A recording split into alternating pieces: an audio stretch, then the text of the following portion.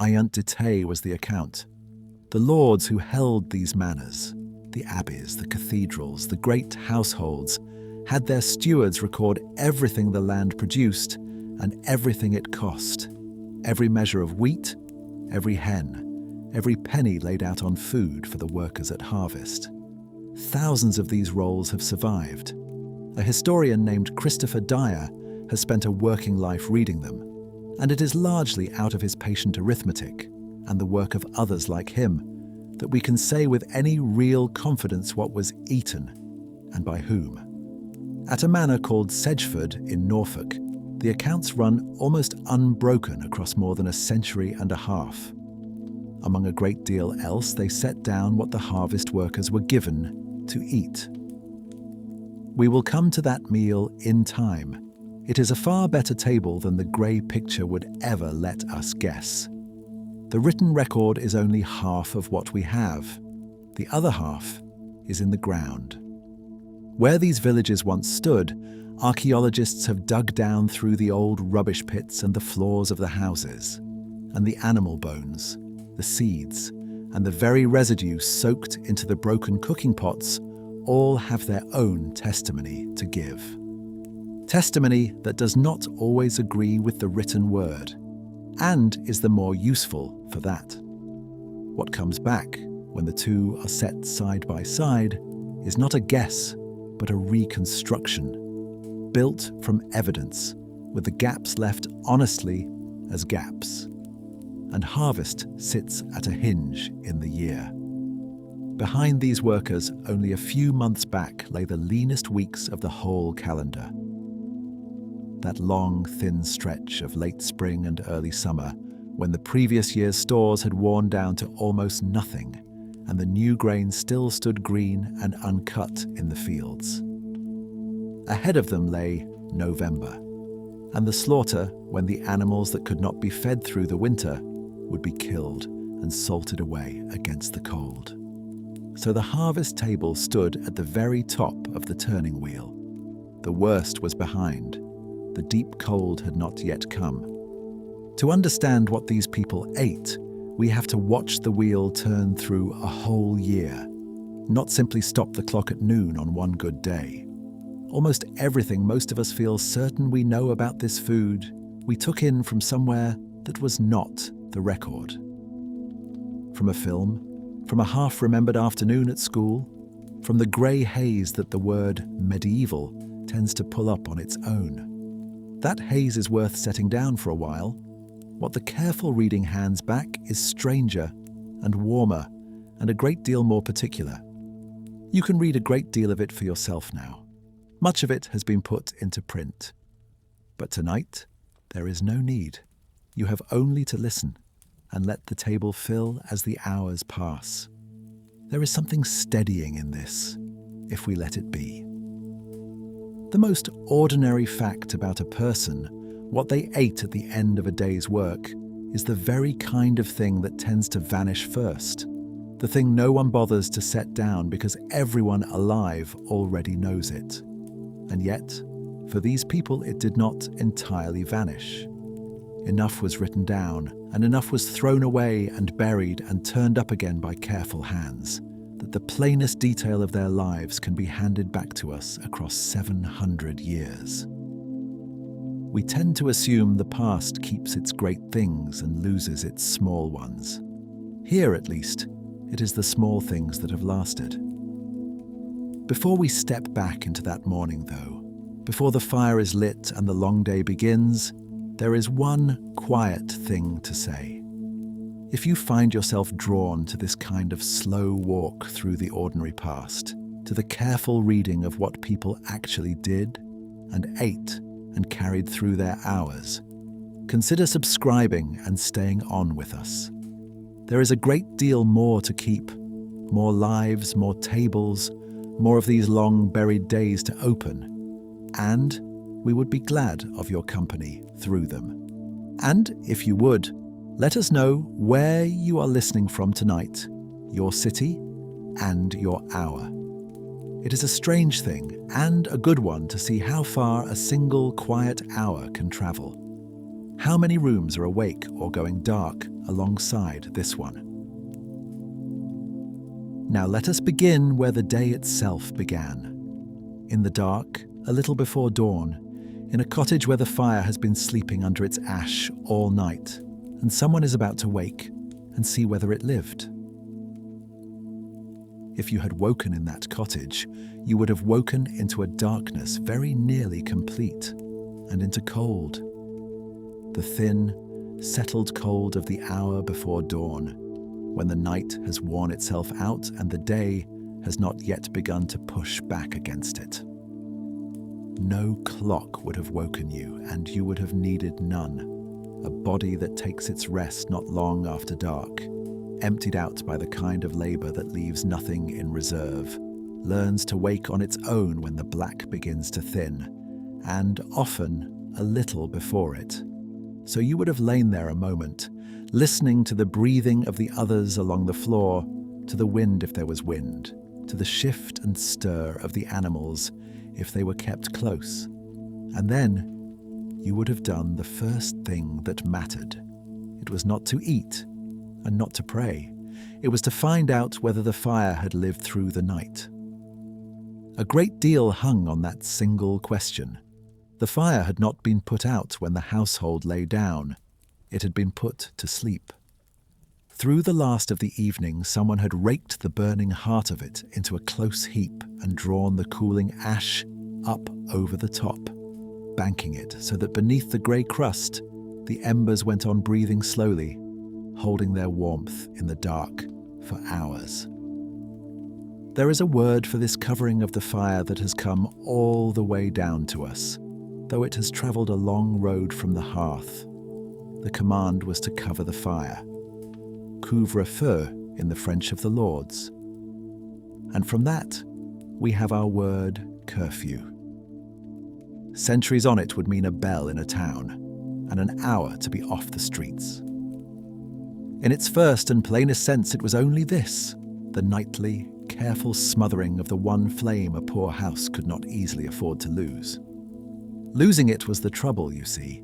To make fire fresh meant flint and steel and a scrap of dry tinder, coaxed and struck and blown at, slow and far from certain in the cold and the damp of an early morning. Keeping one alive was 1,000 times easier than raising a new one. So the day turned on the uncovering. You would crouch at the hearth and draw the ash gently aside and look for the dull red still living in the heart of the heap.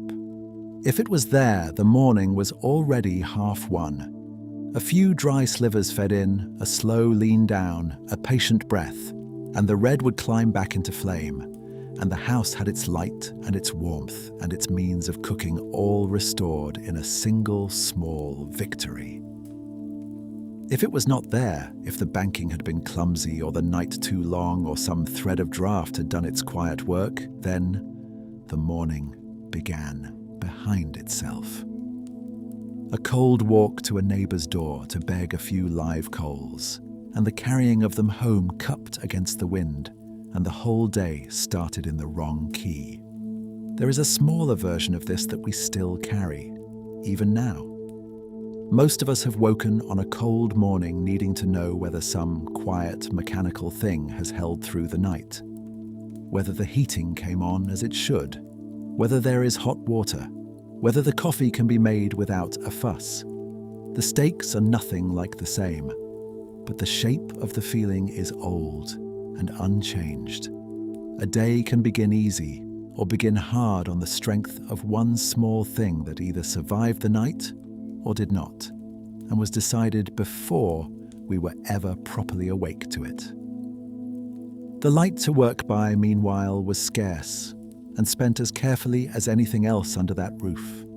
The cheapest of it came from the rush itself, lengths of rush gathered from wet ground, peeled down to the pith, dipped in whatever spare fat the kitchen could give up, and lit at one end to throw a small, leaning flame that lasted a few minutes and showed just enough to cross a room by.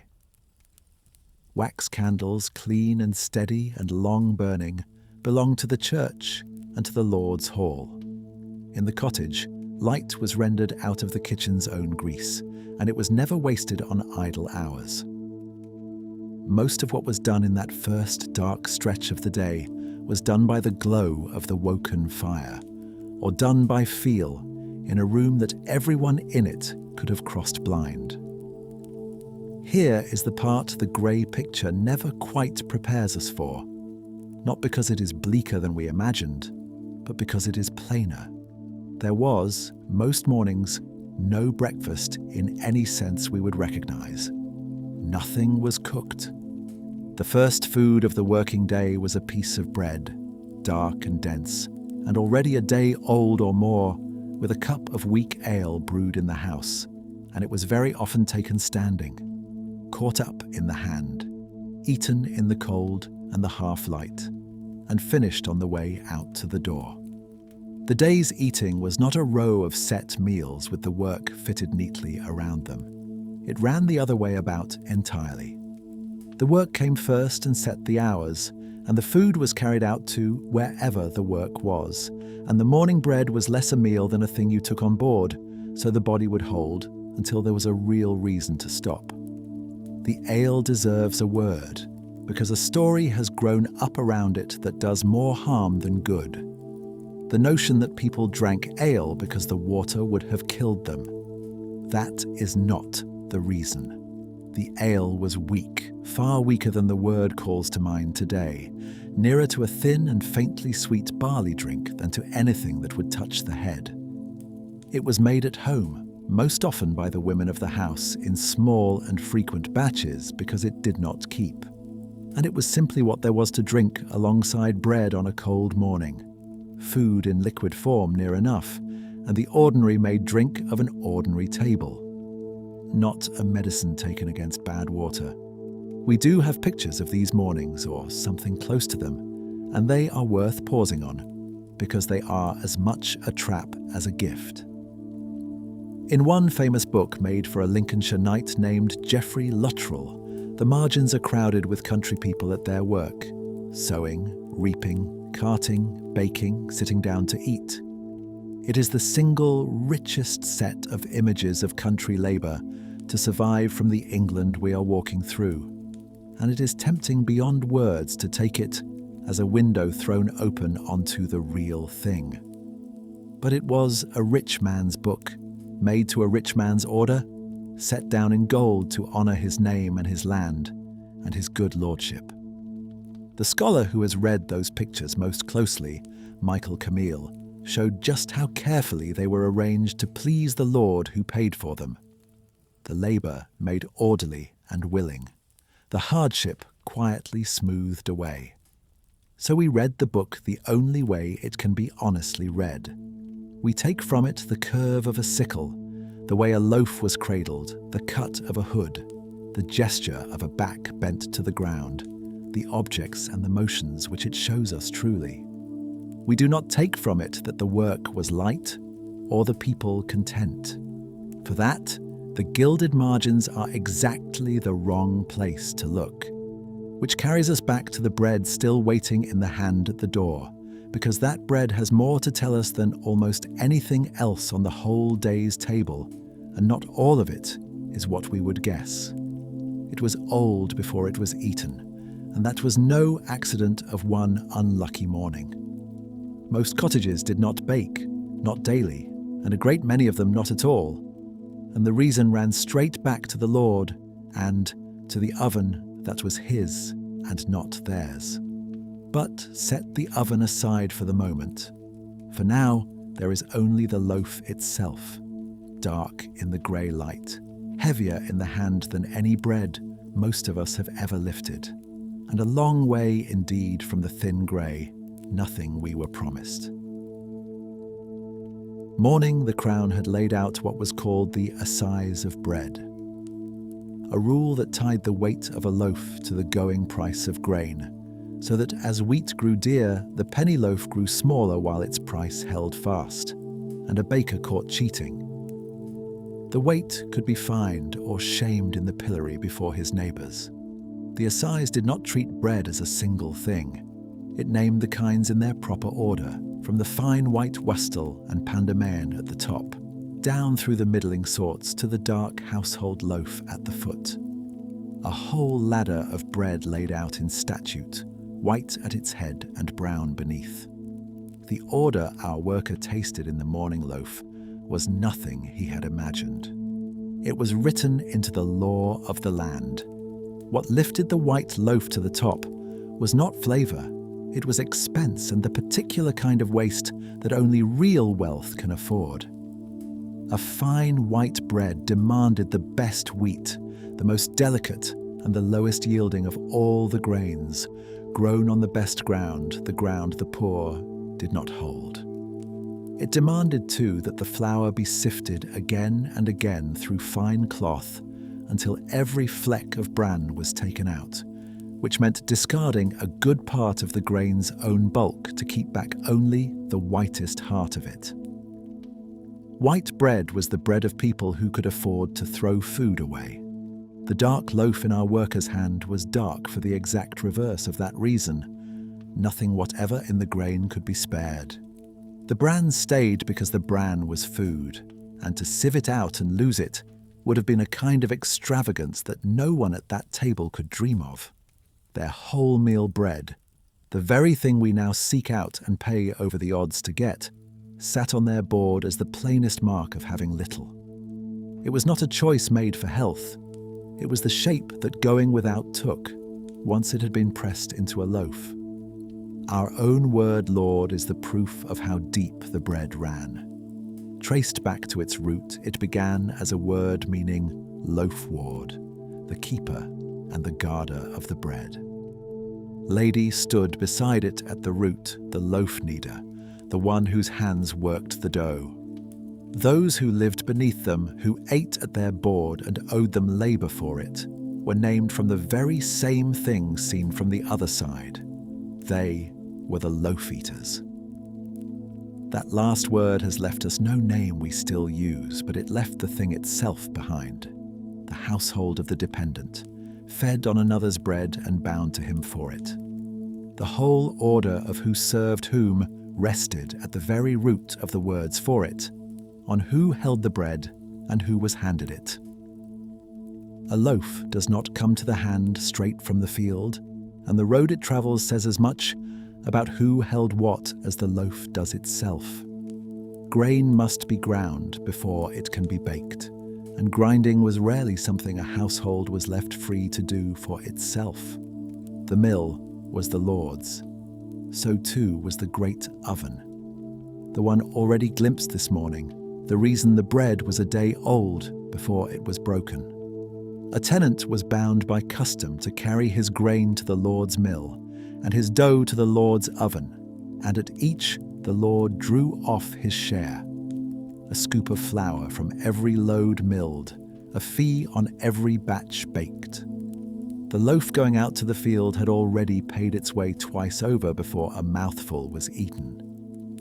Even a small hand-quern turning quietly in a cottage corner was a thing a lord could mind a great deal about. For every stone that ground at home was grain that slipped past his mill and left no toll behind. There was more trouble folded into that small domestic sound than anyone leaning over it could have known. Set against all of this, the loaf looks less like a poor cousin of our bread than a different thing altogether. Denser, darker, dearer bought, and carrying the whole weight of the day's eating squarely on its own back. But a loaf so dry and so close-grained brings one plain demand built into it. Eaten cold and by the pound, from the first hour of the day to the last, with no butter on most days and nothing warm to ease it down, dark bread is hard, dry-going. It asks to be washed down. What carried it down was no idle afterthought, no mere cup of water drawn from the well. It was brewed in nearly every cottage in the village, taken by everyone in the house, the greybeard and the child alike, from waking until the fire was banked again at night.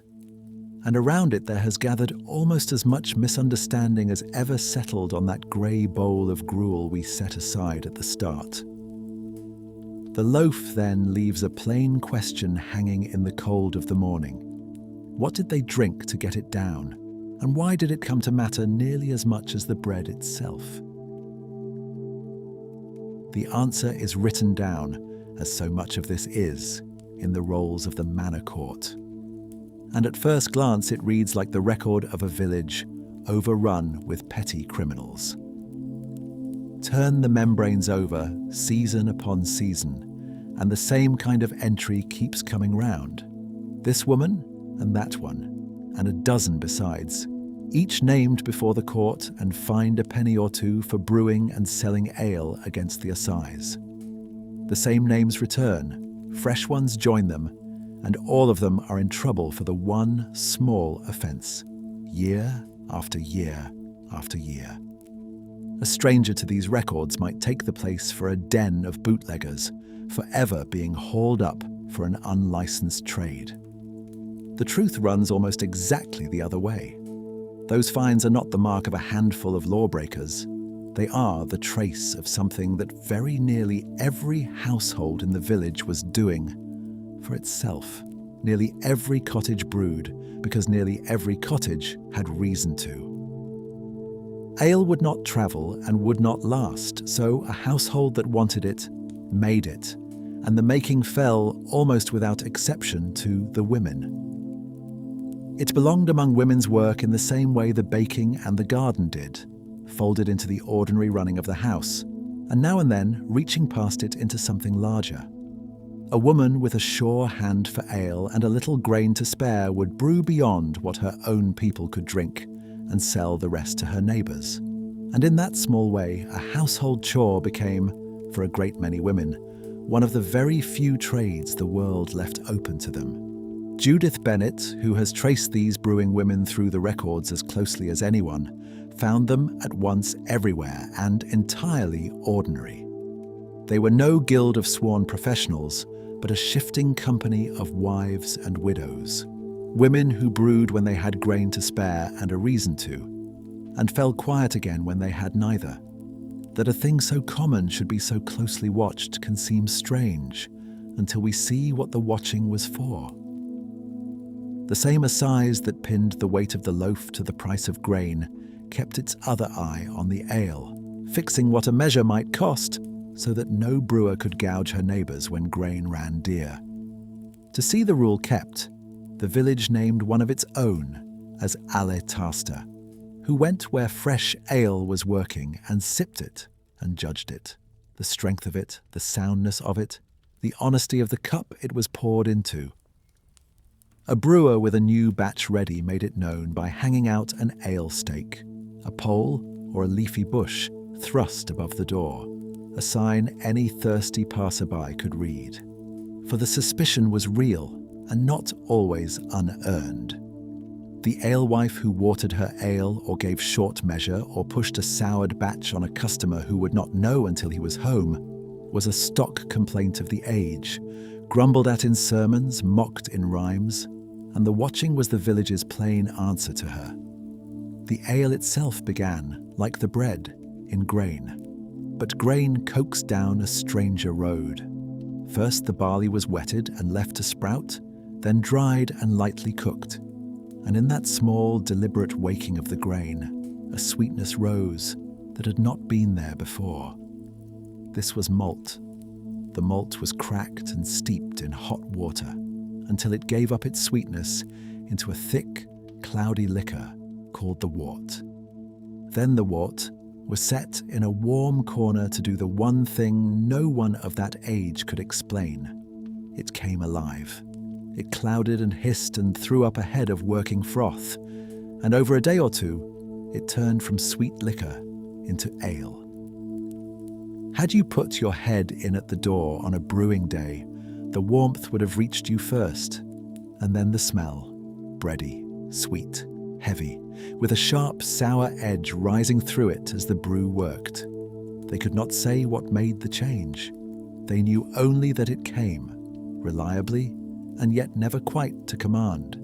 And the living stuff they saved from one brewing to start the next, they came to call God's good, a small daily kindness past all their accounting. Not all ale was the same ale, and the difference came straight out of the making. The first drawing of wort, the richest and the sweetest, made the strongest ale, the good stuff, held back for a feast or a holy day, or sold for what it would fetch. But the spent malt still kept a little sweetness, so a second flood of hot water was run through it, and often a third, each drawing off a thinner wort than the last.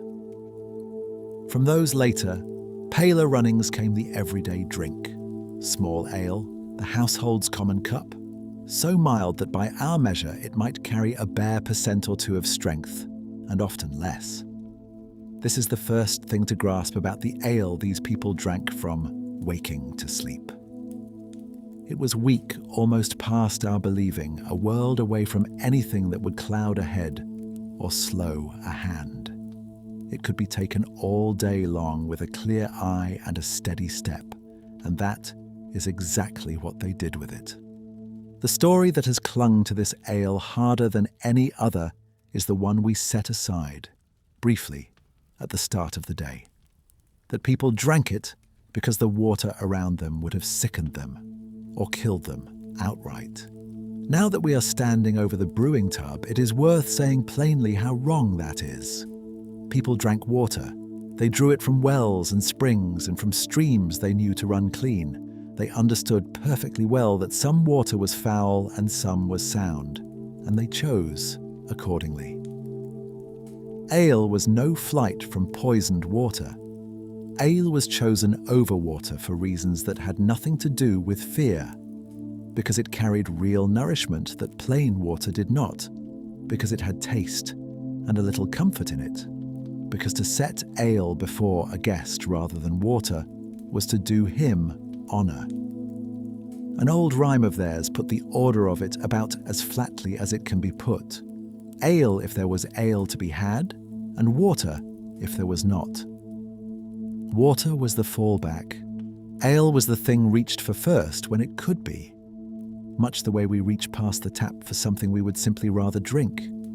The nourishment was no small thing either, and here is the part most likely to catch us off guard. We are apt to file drink under pleasure and food under need, two separate columns. But for these people, the line did not fall there. Ale was food. It was thin bread, very nearly, the same grain carried into the body in another form. And a labouring person took in a real and growing share of the day's sustenance through the cup as much as the bowl. The harder the work, the truer this was. At harvest, when the Lord fed his reapers to keep them swinging the sickle through the long days, ale ran at his expense in great quantity, and the reckoning historians have made of those harvest rations shows the drink rising over the generations from a thin sliver of the whole to something near a fifth of it, and at times past that. A child too small for heavy bread was brought up on the weak ale of the house. It was the first thing taken in the morning and the last at night, and no one thought to call it anything but ordinary.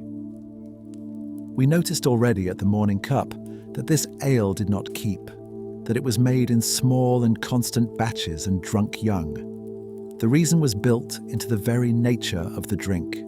This ale had nothing in it to hold it, none of the bitter, preserving herb that would one day make the keeping beers we know. Without it, ale soured fast, turning sharp and then undrinkable within a few days of coming alive, which is why it was forever being brewed afresh rather than laid down in store. What stood in the cup was a living thing on a short clock, cloudy, sweetish, sour at the edge, never quite the same from one brewing to the next, and best drunk young and close to the tub it came from. The bitter, clear, far-keeping drink that hops would in time bring, beer, made to travel and to last, was still a foreign notion across the sea, not yet carried into this country in any quantity. For now, there was only ale, fresh, frail, faintly different every time, the daily work of 1,000 kitchens that never made the same thing twice. If we pull back from the cup and from the tub in its warm corner, the whole hearth comes into view at once. The fire coaxed awake before dawn had not been idling, while the ale worked in its corner and the dark loaf went out to the field. A third thing had been quietly at labour over the flame since the first grey light, a pot, blackened and battered and never quite empty, breathing its own thin steam into the cold of the room. If bread was the floor of this diet and ale a good part of its walls, then what murmured in that pot was very nearly all the rest, the one warm, cooked, shifting thing on the whole long table of the day. It had hung there while the household woke and ate and drank and went out to work, and it would be hanging there still when they trudged back in at dusk. Whatever else the day had held, the pot had been holding the rest of it. All through the morning, while the cottage stood empty and its people stooped in the field, the pot worked on without them. It hung from its chain above the raked-down fire, round-bellied clay or beaten metal, gone dark with 100 firings, giving up the faint sour-sweet smell of grain and greens long cooked. No one watched it, and it wanted no watching, for the whole virtue of what was in it lay precisely in its being left. This was the third of the day's 3 staples, and the quietest, and in its own way the most needful. The one warm thing, the one cooked thing, the one thing on the whole table that changed from a day to the next. They called it pottage, by which they meant nothing grander than whatever happened to be cooking in the pot. For most people, on most days of their lives, it was as near as they came to a hot meal. That it could be left untended was no small matter, because in the ordinary cottage this pot was the only one there was. A single vessel over a single fire in a single room. And out of that plain fact grew very nearly the whole shape of how the poor of England cooked. There is no roasting without a spit and a hearth wide enough to turn it, no frying worth the name without fat to spare and a pan to spare it in. But anyone with a pot, a little water, and a handful of something could make pottage, and so pottage was what they made. At its plainest, it was grain boiled soft, not the wheat and rye that were saved for bread, but the humbler grains beneath them, the oats and the barley that bread did not much want, simmered down in water until they thickened into a kind of loose porridge. Onto that base went whatever the day was able to give it. What the day gave was, more often than not, green. A few leeks, an onion, a fistful of cabbage or coarse colewort, peas and beans saved dry from the autumn before and coaxed soft again in the heat. These made the body of it. For savour there was salt, used carefully because salt had to be bought, and, when the house ran to it, a little salt bacon or a spoon of its fat, cut fine and melted through the whole pot, so that one small scrap of pig might lend its flavour to a family's meal. Some evenings the pottage stood thick enough, as they liked to say, to stand a spoon upright in. And some evenings, when grain or greens ran short, it thinned to something nearer a broth to be drunk from the bowl. Standing pottage and running pottage, in their own plain words. And it shifted with the turning year, leaning green and various through the summer, narrowing toward grain and dried stores as the coal came on. It was eaten as simply as it was made. Each person had a wooden bowl and a spoon of wood or horn, and a knife of their own for whatever wanted cutting. Forks were unheard of, a nicety still centuries away for everyone alike, the lord in his hall no less than the labourer at his hearth. The pottage was ladled out, or the bowls were dipped straight in, and here the dark bread we watched go out the door that morning came into its own, torn and pushed down into the hot pot until it softened, so that the driest loaf and the thickest pottage made, between them, a meal that neither quite was on its own. Where a bowl could not be spared, a thick cut of stale bread might serve as the plate itself, soaking up what was spooned over it, to be eaten last of all, or passed to whoever at the board had least.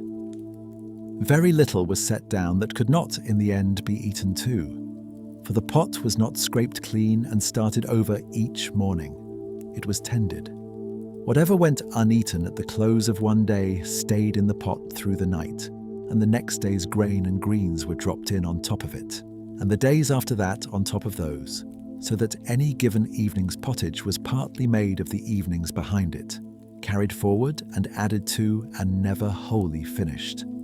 The household drew on it as the day ran. A bowl taken cold or scarcely warm at first light, a bowl ladled out hot when the work was done, and topped it up as it sank, much the way a fire is fed rather than lit afresh. That is the quiet thing at the heart of the medieval pot. It was less a meal cooked than a meal kept. It is here that a charming story tends to take hold, one many of us have met in passing. The tale of the medieval pot that was never once emptied, simmering on unbroken for years on end, even across a lifetime, each day's dinner dipped from a broth first set boiling in some forgotten season long ago. It is a lovely picture, and those who have looked hardest at these kitchens, the food historian C.M. Woolgar among them, find it is not quite the true one. A pot cannot simmer through the night above a fire banked down to sleep under its ash, as every fire was once the dark came. The heat was simply gone, and the pot cooled in the black along with the room. Nor could it run on uncleaned without turning against the people who ate from it. It was scoured out when it soured or when plain sense called for it. And once in every year, it was emptied to nothing on purpose.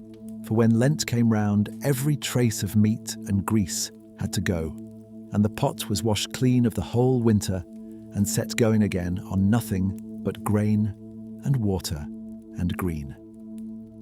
The continuity was real, but it was the continuity of a daily habit, not of one endless broth. The pot was kept going, it was not kept boiling, and kept going in its way is a thing we have not entirely lost. A great many of us have done it without once thinking to call it cooking after the old fashion. Kept a pot of soup or a stew or some thick lentil thing on the stove across a week.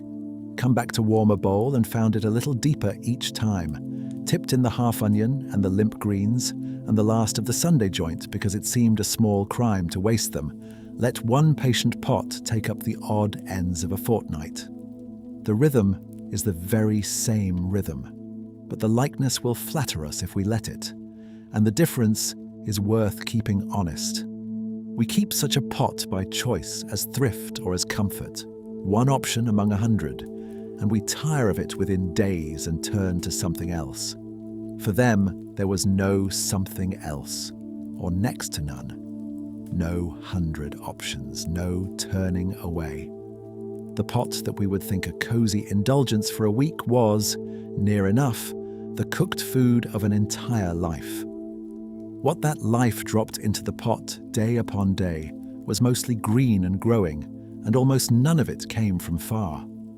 The leeks and onions, the cabbages and the coleworts, the peas and beans laid by dry the autumn before, scarcely any of it had travelled to reach the fire.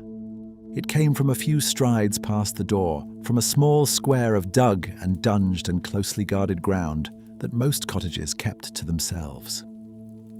Out in the wide open fields lay the Lord's grain and the rent and the tithe. The crop, the whole village broke its back over and gave the better part of away. But the little plot beside the door answered to no one. Whatever it grew, the family kept, every leaf and root of it. And in a hard year when the great world tightened, it was very often that narrow patch of worked earth, far more than the broad and famous fields, that stood between a household and real hunger. That narrow patch of worked earth beside the door, the one we left standing between a household and real hunger, deserves a closer look than its smallness invites. For it had a shape and a name, and a geography all its own. The house and the trodden yard about it, the byre and the dunghill, and the few square yards across which a family lived its outdoor life, went by an old word, the toft. The dug ground that ran off it, hedged or ditched against the straying of beasts, was the croft. And of all the land a family had any dealing with in the course of a year, this was the ground it worked the hardest. Walk the boundary of one such croft in the early light, and you would have found earth turned not by the plough, which never came near it, but by hand, by spade and mattock and the bent backs of women and children, dunged until it was dark and close, weeded clean, and asked to yield off a handful of square rods, more than any broad field in the parish was ever asked to yield off an acre. What it yielded would look to our eyes a strange and narrow sort of garden. The green of it was mostly worts. The broad old word for the leaves a pot wanted, the cabbages and the coleworts chief among them, grow not in the tight pale heads we buy, but loose and open and dark, cut leaf by leaf as the season ran. Among them stood the alliums, the one tribe of plants that could make plain food worth the eating. Leeks before all, then onions, then garlic, the three of them carrying more of the flavour of a poor kitchen on their backs than any spice that kitchen would never see. And set into the ground for the keeping of it were the roots, not many and not quite ours, but real enough. The parsnip, pale and sweet, and prized the more because its sweetness cost nothing. The turnip, the skirret, a clustered sweet root we have very nearly forgotten how to want. And here the modern eye wants correcting, because it furnishes that plot for us before we have asked it to, and furnishes it wrong. We picture the kitchen ground of long ago and stock it, without a thought, from the shelves we know. And nearly everything our hand reaches for is a mistake. The carrot grew here and there, true, but it was not orange. The orange carrot was a thing coaxed up by Dutch gardeners whole centuries later, and the medieval root was a slim purple or a dirty white, nearer to a weed than to the blunt, sweet thing in the bag today. Strip the plot back further and more falls away. No potato in that earth, nor in any earth in Europe. It stood across an ocean not yet crossed, in fields no European had laid eyes on. No tomato. The whole bright new world of the kitchen. The green bean we boil, the squash, the sweet pepper, the maize. None of it had come, nor would for 200 years and more. What grew beside that door was an old world garden in the strictest sense, and a barer one than fond memory likes to paint. Which brings us, past the warts and the roots, to the two plants in all that ground that mattered the most. And they were, as fits this whole story, the two least likely to win a second glance. The pea and the bean. Not the green bean of a summer plate, nor the runner, nor the kidney. Those, like the potato, were new world things still unguessed at across the water. The bean of that croft was the broad bean, the fava, thick-podded and earthy. Beside it grew the field bean, smaller and harder. And the peas were the grey sorts and the green, grown not to be eaten soft and fresh from the pod, but to be left on the stalk until they rattled dry, and then gathered, and then kept. That last word holds the whole secret of them. For of everything a poor family grew or raised across the turning year, the dried pea and the dried bean were very nearly the only protein that would sit quiet in a crock through the dead months and not spoil. The manorial accounts, read with care, grant the bean an importance our own table would never think to give it. When a historian named Lapoutre went carefully through the sowing figures of these estates, setting what the Lord's own domain put into the ground against what the peasants put into theirs, a plain and telling gap opened between them. The peasants sowed something like twice the share of peas and beans that the Lord did.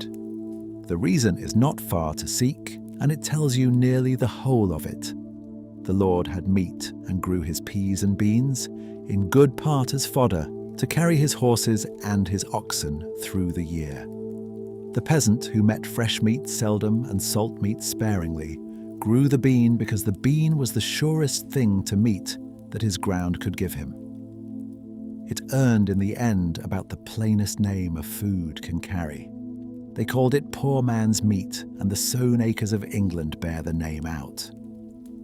And the bean did a second work besides, quieter than the first and stranger, one that those who leaned on it could see plainly while never being able to say why. Grain sown on ground that had carried beans the season before came up thicker and stronger than grain sown on tired earth. Every ploughman knew it. It was the reason the bean and the pea held their settled place in the round of the fields, the legume standing between one grain crop and the next, and somehow mending the soil across the gap. What none of them could have told you, what no one on earth would understand for another 500 years, was that the roots of those plants were quietly drawing richness out of the very air and laying it down in the ground. They could not name it. They did not need to. They had only to mark how the wheat stood tall where the beans had been, and to keep the old habit that worked. The same plant that fed the family, year upon year, was feeding the field that fed the family. How it all came to the mouth was as plain as everything else about it. The dried peas and beans went, with the day's grain and greens, into the pot we have already watched at its slow and patient work. Boiled back soft over hours into the thick peas pottage that was, for most people on most days, the solid middle of what they ate. Sometimes the beans were ground to a coarse meal and worked into the heavy dark bread. Sometimes a saved handful was the one thing standing between a thin pottage and none at all.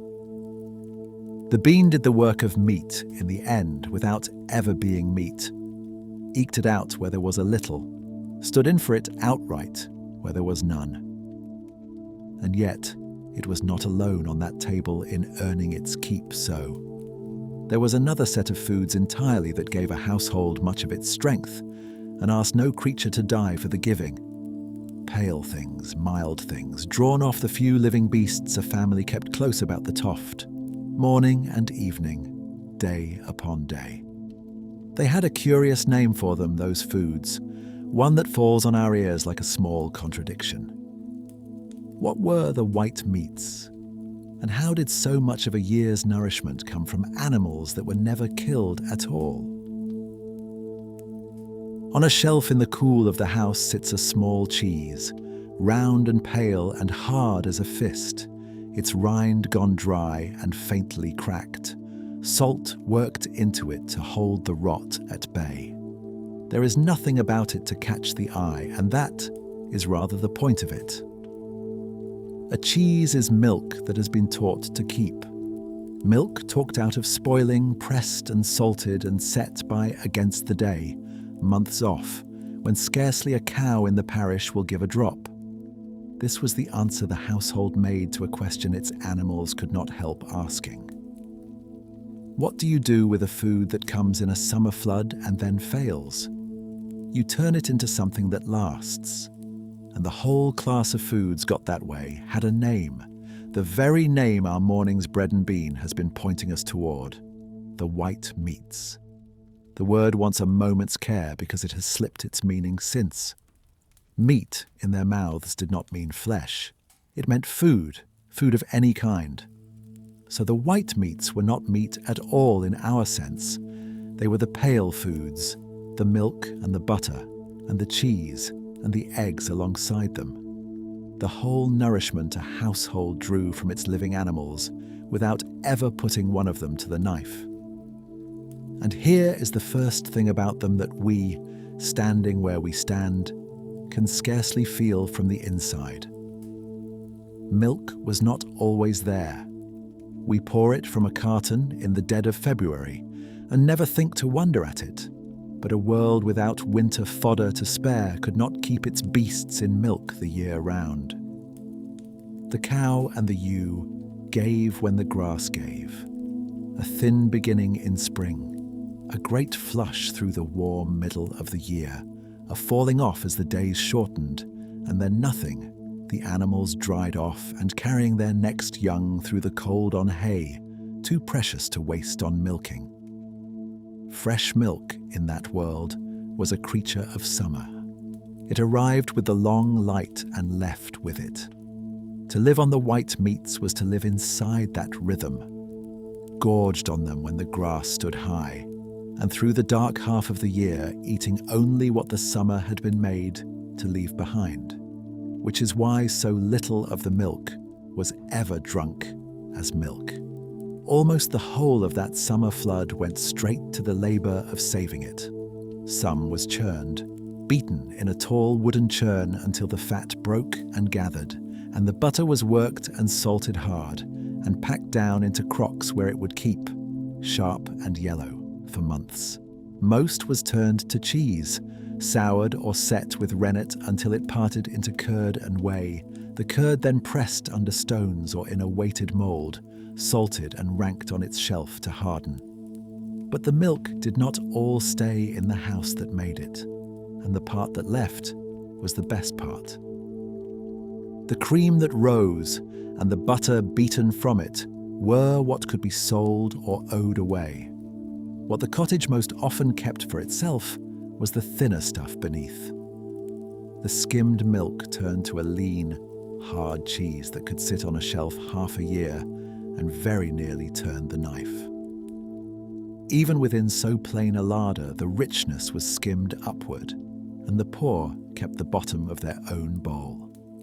The whole of this was women's work, and it had its own room and its own word. The cool, dim place where the milk was set and skimmed and turned was the dairy, and the woman who ruled it was the day, an old word for the servant who worked the dough and the milk, sunk now almost out of the language, but standing still inside the word dairy itself. On the Lord's manor, the dairy was often let out whole for a fixed yearly render, so many stone of cheese and butter owed up at the seasons, and because it was rendered and owed, it was written down. The clerks counted it. This is the plain reason we can speak of any of it at all. The cheese is tallied, the butter weighed, the whole pale economy of the milk set into the rolls in a clerk's patient hand. It was out of records of just this kind that Christopher Dyer pieced the peasants' eating back together and found how large a share of the poor man's protein never walked on four legs or fell to a blade. The bean had already told us as much from the furrow. The white meats told it again from the byre. The eggs belonged to the same quiet economy. A cottage that ran to any animals at all ran to poultry first. A cock and a small clutch of hens, scratching about the toft, costing almost nothing to keep and asking no pasture. They were kept for the most part not to be eaten, but to lay. A hen in the pot was a hen that would never lay again, and so the bird was spared and the egg taken. But the hen of that age was no tireless layer. She gave a fraction of what a hen gives today, and gave even that only through the lighter months, falling silent as the year drew in, so that eggs, like the milk, swelled and dwindled with the season's light. They were food, and they were small money, and they were owed. It was common for a holding to render hens to the Lord at the dead of winter, and eggs to him in the spring, the dews themselves keeping the calendar. That spring, dew of eggs fell where it did, for a reason that reaches down to us yet. Through the 40 days of Lent, the white meats were forbidden, along with flesh. No eggs, no butter, no cheese. The buyer's whole gift set aside while the bean and the dried fish did the work of the table. And so by the time the fast broke, the hens had been laying uneaten for weeks, and the egg came to the feast in heaps. That is the long root of the egg we still hand round at Easter. Not a charm dreamed up for children, but the plainest fact of the farm, the first food allowed back after the longest going without of the year. And around the cheese and the butter there pooled the lesser things, the leavings of the craft that the poor drank and ate rather than waste. The whey poured off the curd, thin and greenish and faintly sour. The buttermilk left standing in the churn. The soft new curd itself eaten fresh and called green cheese. Green meaning nothing of its colour and only that it was young. Of everything on that table, the white meats are the foods that look the most like our own, and the likeness is exactly the snare. We still eat cheese and butter and eggs, and the words have held, and so it is easy to feel we know this part of their lives from the inside. Easier here than anywhere. But their cheese was not our cheese, nor their handful of small seasonal eggs our bottomless carton, nor their summer-bound milk the year-round river we take for granted. And the written record, for all its careful counting, reaches its limit here too. The clerk could tally what the dairy rendered up to the lord. He had no reason to write down what a cottager's children actually spooned from the bowl, and, mostly, he did not. For a long age that was simply the edge of what could be known, and there the matter rested. But the centuries that buried these people kept a record of their own, down in the ground, never meant for any eye. And in our own day, at last, a way has been found to read it, to make their broken pots and their very bones say plainly what no parchment ever troubled to set down. In a laboratory at the University of Bristol, a chemist named Julie Dunn sets a small, dull fragment of pottery on the bench and fixes a fine drill to its broken edge.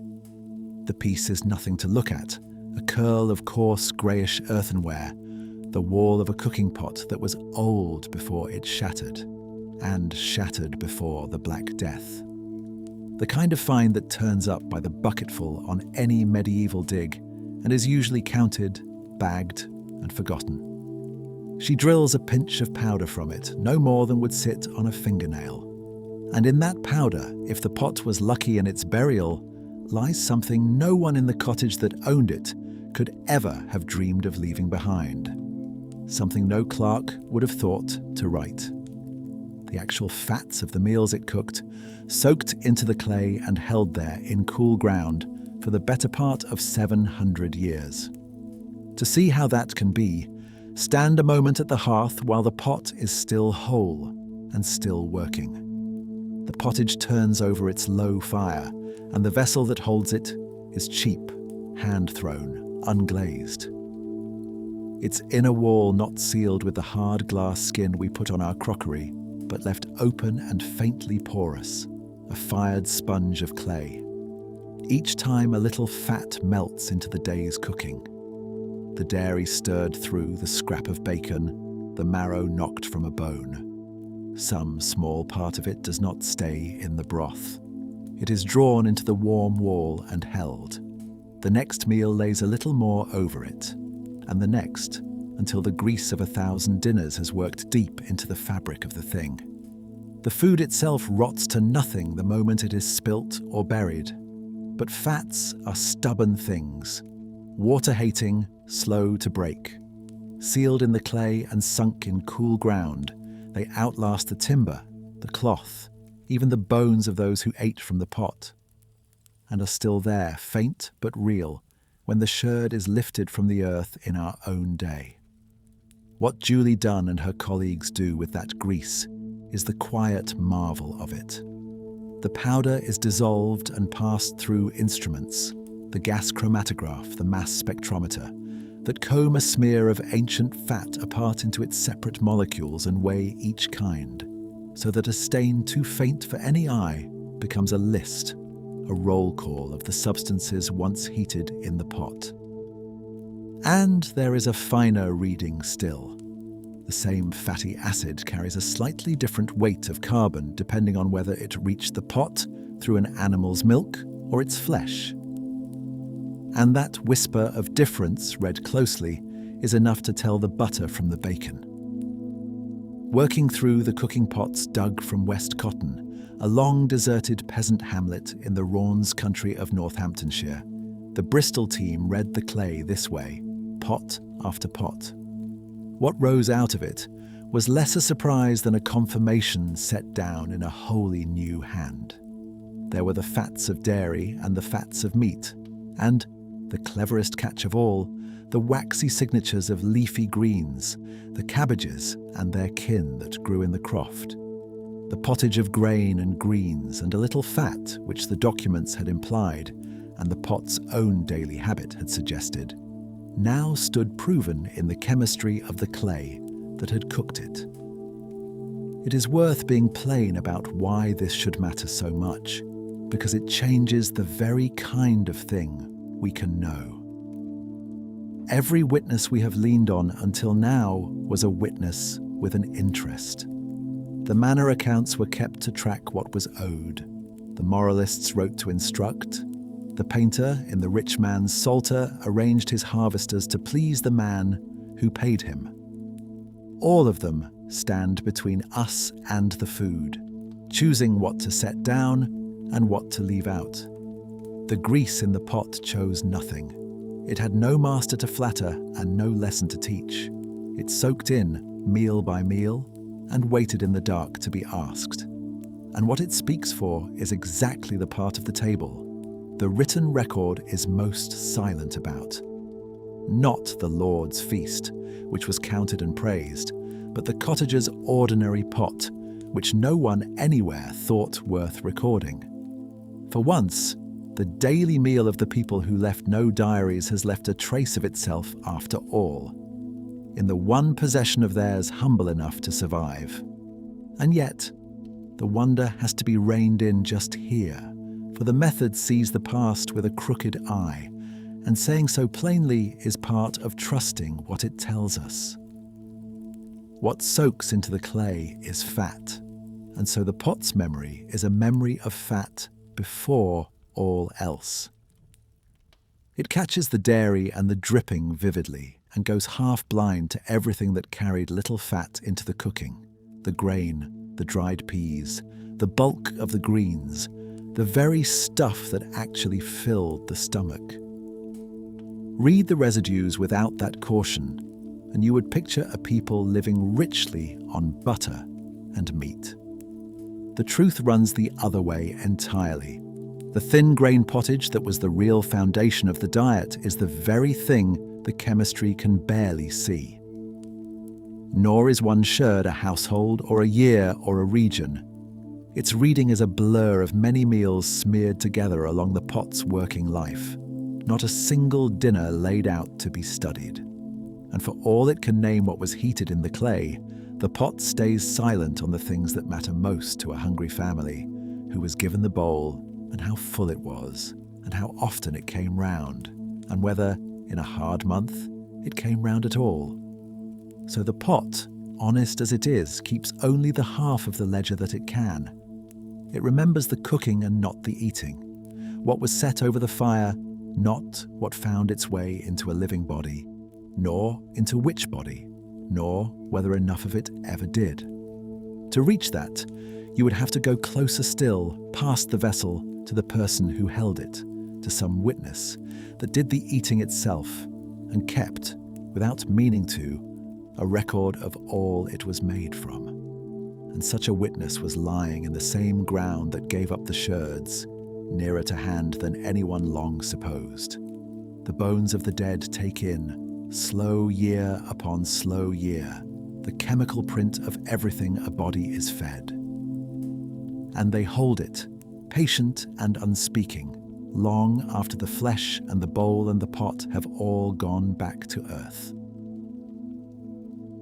The bones, then, had kept their own slow record, and when at last someone learned to read it, it told a story that set itself flatly against the one the documents had told for centuries. Turn to the parchment, and you find a world half drowned in fish. The church had bound great stretches of the year to abstinence from flesh, the long fast of Lent, the weeks of Advent, Fridays and more besides. And on every one of those days, fish was the appointed thing to eat in meat's place. The records run thick with it. Herring counted by the barrel, dried cod hard as a board. the whole machinery of a society that was supposed, by its own rules, to be eating fish through a great part of its life. And yet, the bodies of the very people who lived under those rules, when their bones were finally questioned, had scarcely any of the sea in them at all. The rulebook said fish. The flesh and bone reality said land. Both could not be the plain truth, and it was not the rulebook that had the last word. There is a tired old line we all know, the kind printed under a photograph of vegetables and never thought about twice. You are what you eat. It turns out to be true, not as a gentle encouragement about your health, but as a hard, literal, chemical fact about the frame you are carried around on. A body builds its bone out of the food it is given, and as it does, it writes into that bone a faint signature of where the food came from. Carbon and nitrogen drawn from a lifetime of meals and laid into the very protein of the skeleton sit there in subtly different weights. Depending on whether your food was grown on dry land or drawn from the sea, whether your plants were of this kind or that. And because bone is not made once and left, but unmade and remade across the years, what it preserves is no single dinner but a long average, the settled, unboastful truth of how a person ate across the better part of a life. The same close reading of carbon weights that drew the butter from the bacon in the broken pot can be turned on a human rib and made to say whether the sea ever truly fed the one whose rib it was. The clearest place this has been done is a green hollow high on the chalk wolds of Yorkshire, where a village called Warham Percy stood for centuries, and then, by slow degrees, did not. Its people drifted off, its houses fell back into their own foundations, its ploughland went to sheep pasture and then to grass. And its churchyard kept the dead through all of it, an inland community lying undisturbed until the spades and, long after them, the laboratories came. Generations of digging made Warham the best-known lost village in England. And when the bones from its churchyard were read for the chemistry of their old meals, they gave, over and over, the same answer. A diet built almost wholly from the land. The protein of beasts raised on grass and grain, the protein of plants. These filled the record, while the print of the sea was so faint as to be very nearly nothing. Here was a people who had kept the fasts, generation upon generation, and whose bodies had been made, all but entirely, from the country they could see around them, and hardly at all from a sea most of them never once laid eyes on. This is the place where the comfortable picture has to be set down and looked at again. We inherit the notion that medieval people were great eaters of fish, and the notion is not invented. The fast days were real and binding. The trade in herring and dried cod was vast and genuinely shaped coasts and fortunes. But a trade can be enormous and still pass most people by, and that is the heart of it. The barrels of salt herring and the stiff planks of stockfish were a bought thing, and the inland cottage had little to buy them with. That traffic fed the towns, the coasts, the monasteries, and the well-to-do far more than it ever fed a labourer many miles from salt water. When the fasts forbade flesh to such a household, what carried it through was not some sudden plenty of fish, but the plainer fare we have already walked among. The bread, the grain pottage, the peas and beans of the croft, eaten barer still through the abstaining weeks. The bones must be read honestly. They speak in averages of years, and a little Lenten herring eaten hard for a few weeks and gone would leave only the faintest smudge across a lifetime. A few freshwater fish from a stream or the Lord's pond could slip in and barely show. So the bones do not swear that the inland poor never tasted fish. They swear only that fish was never the foundation, never anything like the half of the year the calendar read, too simply, might lead us to expect. And here at last is the real power of it, which lies not in any one of these proofs, but in the way they fall together. 3 separate records survive of how these people ate, and they were kept by 3 things that could not by any means have arranged their stories in advance. There is the parchment written by clerks who counted the renders of grain and dairy and named the white meats as the food of the poor. There is the grease, soaked blind into the broken pots, holding the fats of dairy and greens and a little meat. And there is the bone, which did the eating itself, and recorded, without the least intention, a body raised from the land, and not the sea. A clerk, a cooking pot, and a skeleton, 3 witnesses with no possible way to collude, separated by centuries and questioned by methods each other's age could never have dreamed. And all 3 say the same thing. When testimony so unlike, from sources so far apart, points without wavering in one direction, you stand about as near to solid ground as anyone studying the deep past is ever allowed to stand. The grey legend of the half-starved peasant gnawing his crust does not merely look doubtful beside this. It is answered flatly and from 3 sides at once. Yet a finding that strong leaves a genuine riddle lying out in the open, and it would be dishonest to step around it. The fish in the records is no phantom. The fasting seasons truly did claim a great share of the year. The herring truly did move in its uncountable barrels. The dried cod truly did cross open sea to reach the ports of England. None of that unhappened merely because an inland skeleton forgot the taste of it.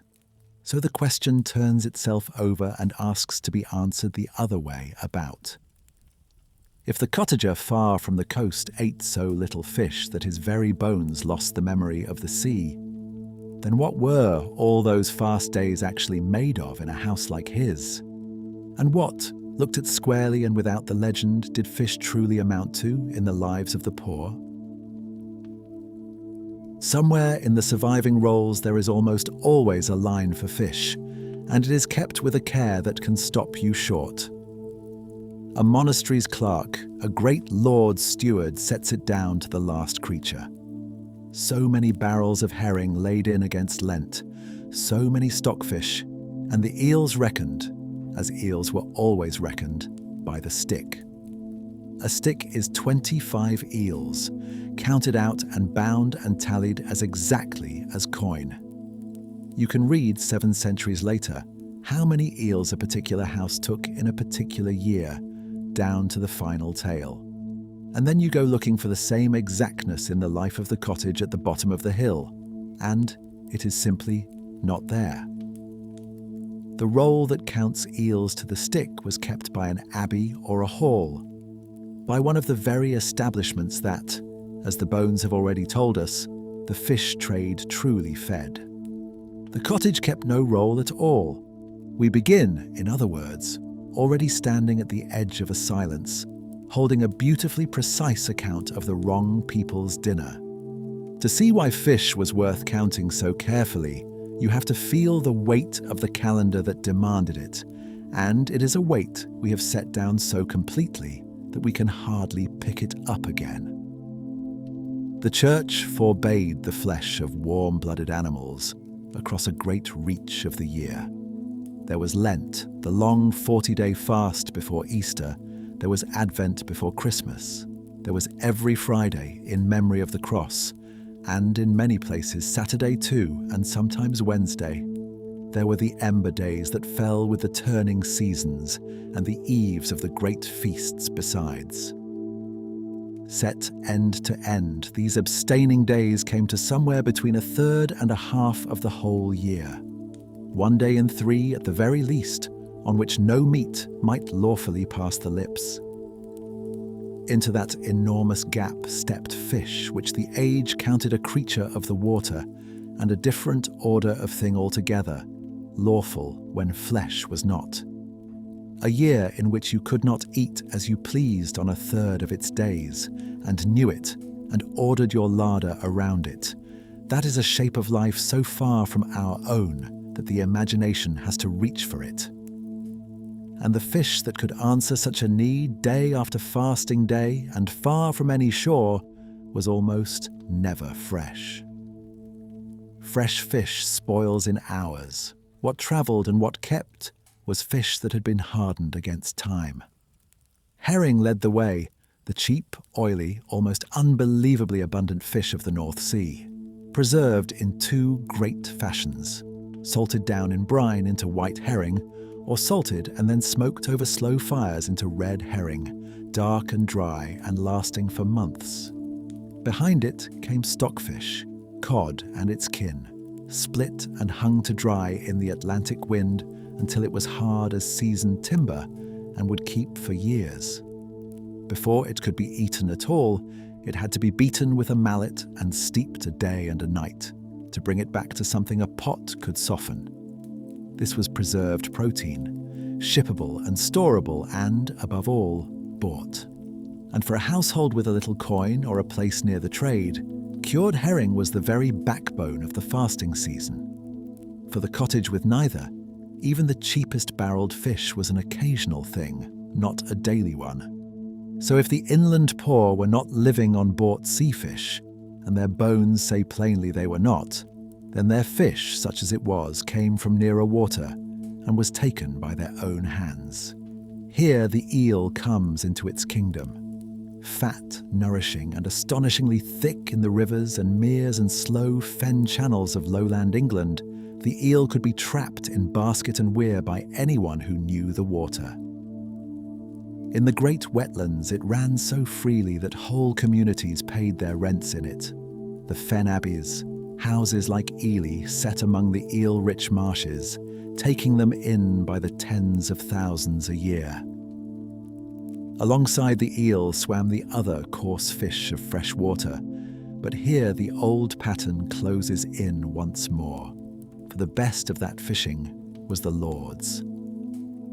The stocked pond, the stew kept full of fat bream and pike against his own table, belonged to him as surely as his mill did, and the fish in it to his household. What was left to the cottager was the wilder, thinner end of it, an eel lifted from a trap, a few small fish coaxed from a common stream, taken when they could be taken and counted by nobody. And it is exactly here with that uncounted eel that we have to be honest about the size of the dark. The freshwater fish that the poor could actually reach are the very fish that left almost nothing behind to be found. They passed through no port and into no barrel, so the careful rolls that tallied herring and stockfish had no reason to note them. And being fish of fresh water rather than salt, they leave next to no trace of the sea in the chemistry of the bones, sinking instead into the broad signal of the land. The poor man's fish is therefore hidden from us twice, unwritten in the records and near invisible in the body, which is a hard thing to admit when you would like a clean answer. We can say what the abbey ate to the stick and the barrel, because the abbey wrote it down. What the cottager ate of fish, something certainly. Local, freshwater, irregular certainly, but whether it came often or seldom, in handfuls or in scraps, and how it rose and fell across the fat years and the lean, that is a question the evidence will not fully answer. And the only honest course is to leave the gap open rather than paper it with a number. Stand back from the whole of it then, and a strange shape appears. Spread out before us is an immense and intricate machinery. The North Sea white with herring, the Atlantic racks black with drying cod, the fens alive with eels beyond counting, and over all of it a calendar reaching into a third of the year to keep the whole engine turning. And the ordinary inland cottage stands almost entirely outside it, on the far bank, taking only what drifted within arm's reach. For a family so placed, the fasts were real, but the fish was thin, more a rule obeyed than a meal enjoyed. And so when such a household needed real flesh, the warm, fatty, sustaining meat that the fasts withheld and the body plainly craved. It did not look to that vast grey sea at all. It looked instead to one small and unglamorous creature standing a few feet from its own door. A beast that ate what no person could, asked almost nothing, and once a year, in the cold turning of autumn, gave back in a single morning more than all the distant ocean had given in a year. Out in the muck of the yard, snouting along the foot of the fence in the thin autumn light, stands the one creature on the whole, holding that the family has been quietly counting on all year. It would not look to our eyes much like a pig at all. Leaner than that, longer in the leg, bristled and rangy and very nearly wild, closer kin to a wild boar than to the fat pink animal we picture now. A beast bred above all to fend for itself and to do it on next to nothing. And fend it had. Through the spring and the long summer, it had cost the household almost no food. A person could have eaten instead. The peelings and the pot scrapings, the bruised windfalls, the weeds dragged from the croft, the sour whey left over from the cheese making. Then, as the year ripened, it had the woods. Driven in among the oaks and beeches in the weeks of falling mast, it grew fat for free on acorns and beech mast that no human stomach could turn to use and no field would miss. Fattened, that is, on the one harvest nobody else wanted. It asked for almost nothing, gave little trouble, and turned a whole year's worth of waste into solid flesh.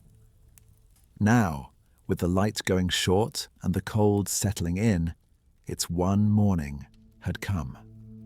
The timing was not chosen for appetite, it was forced by hard arithmetic.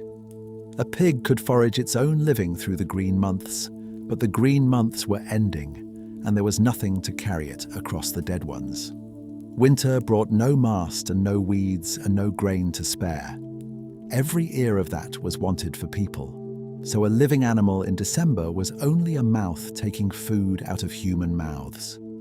The beast was killed, therefore, at the very hinge of the year, in the slaughtering weeks that gathered around Martinmas, the feast of Saint Martin in the middle of November, when the autumn had fattened it as far as autumn could, and the coming cold would only have starved it thin again. To keep it alive past that point was not mercy, but waste. The cottage killed when the killing was cheapest and the carcass fullest, and the calendar of the poor had a name for the season, and came round to it every year. When the day came, it took the whole household, and often a neighbour besides, for there is nothing small about killing and breaking down a pig, and nothing about it that one pair of hands can manage alone. For a few days afterward, the cottage then ate as it ate at no other season of the year. The parts that would not keep had to be used at once, and so they were used gladly. The blood caught warm in a bowl and stiffened with grain and herbs into puddings, the liver and the soft inward things, the head and the trotters set over the fire to a long, slow simmer. All the rich, perishable inwards that no amount of salt could ever hold for later. You would have tasted in that short and bloody week more fresh meat than in all the rest of the year laid end to end. A brief and deliberate gorging on everything that could not be made to last, taken while the family still had it and before it turned. It was the nearest thing to a feast the ordinary year contained, and it came, fittingly enough, out of a death. But the feasting was the smallest part of the morning's work, and everyone at the board knew as much even while they ate. The real labour was not the meal, but the keeping, the turning of one perishable animal into a store that could be drawn down for months.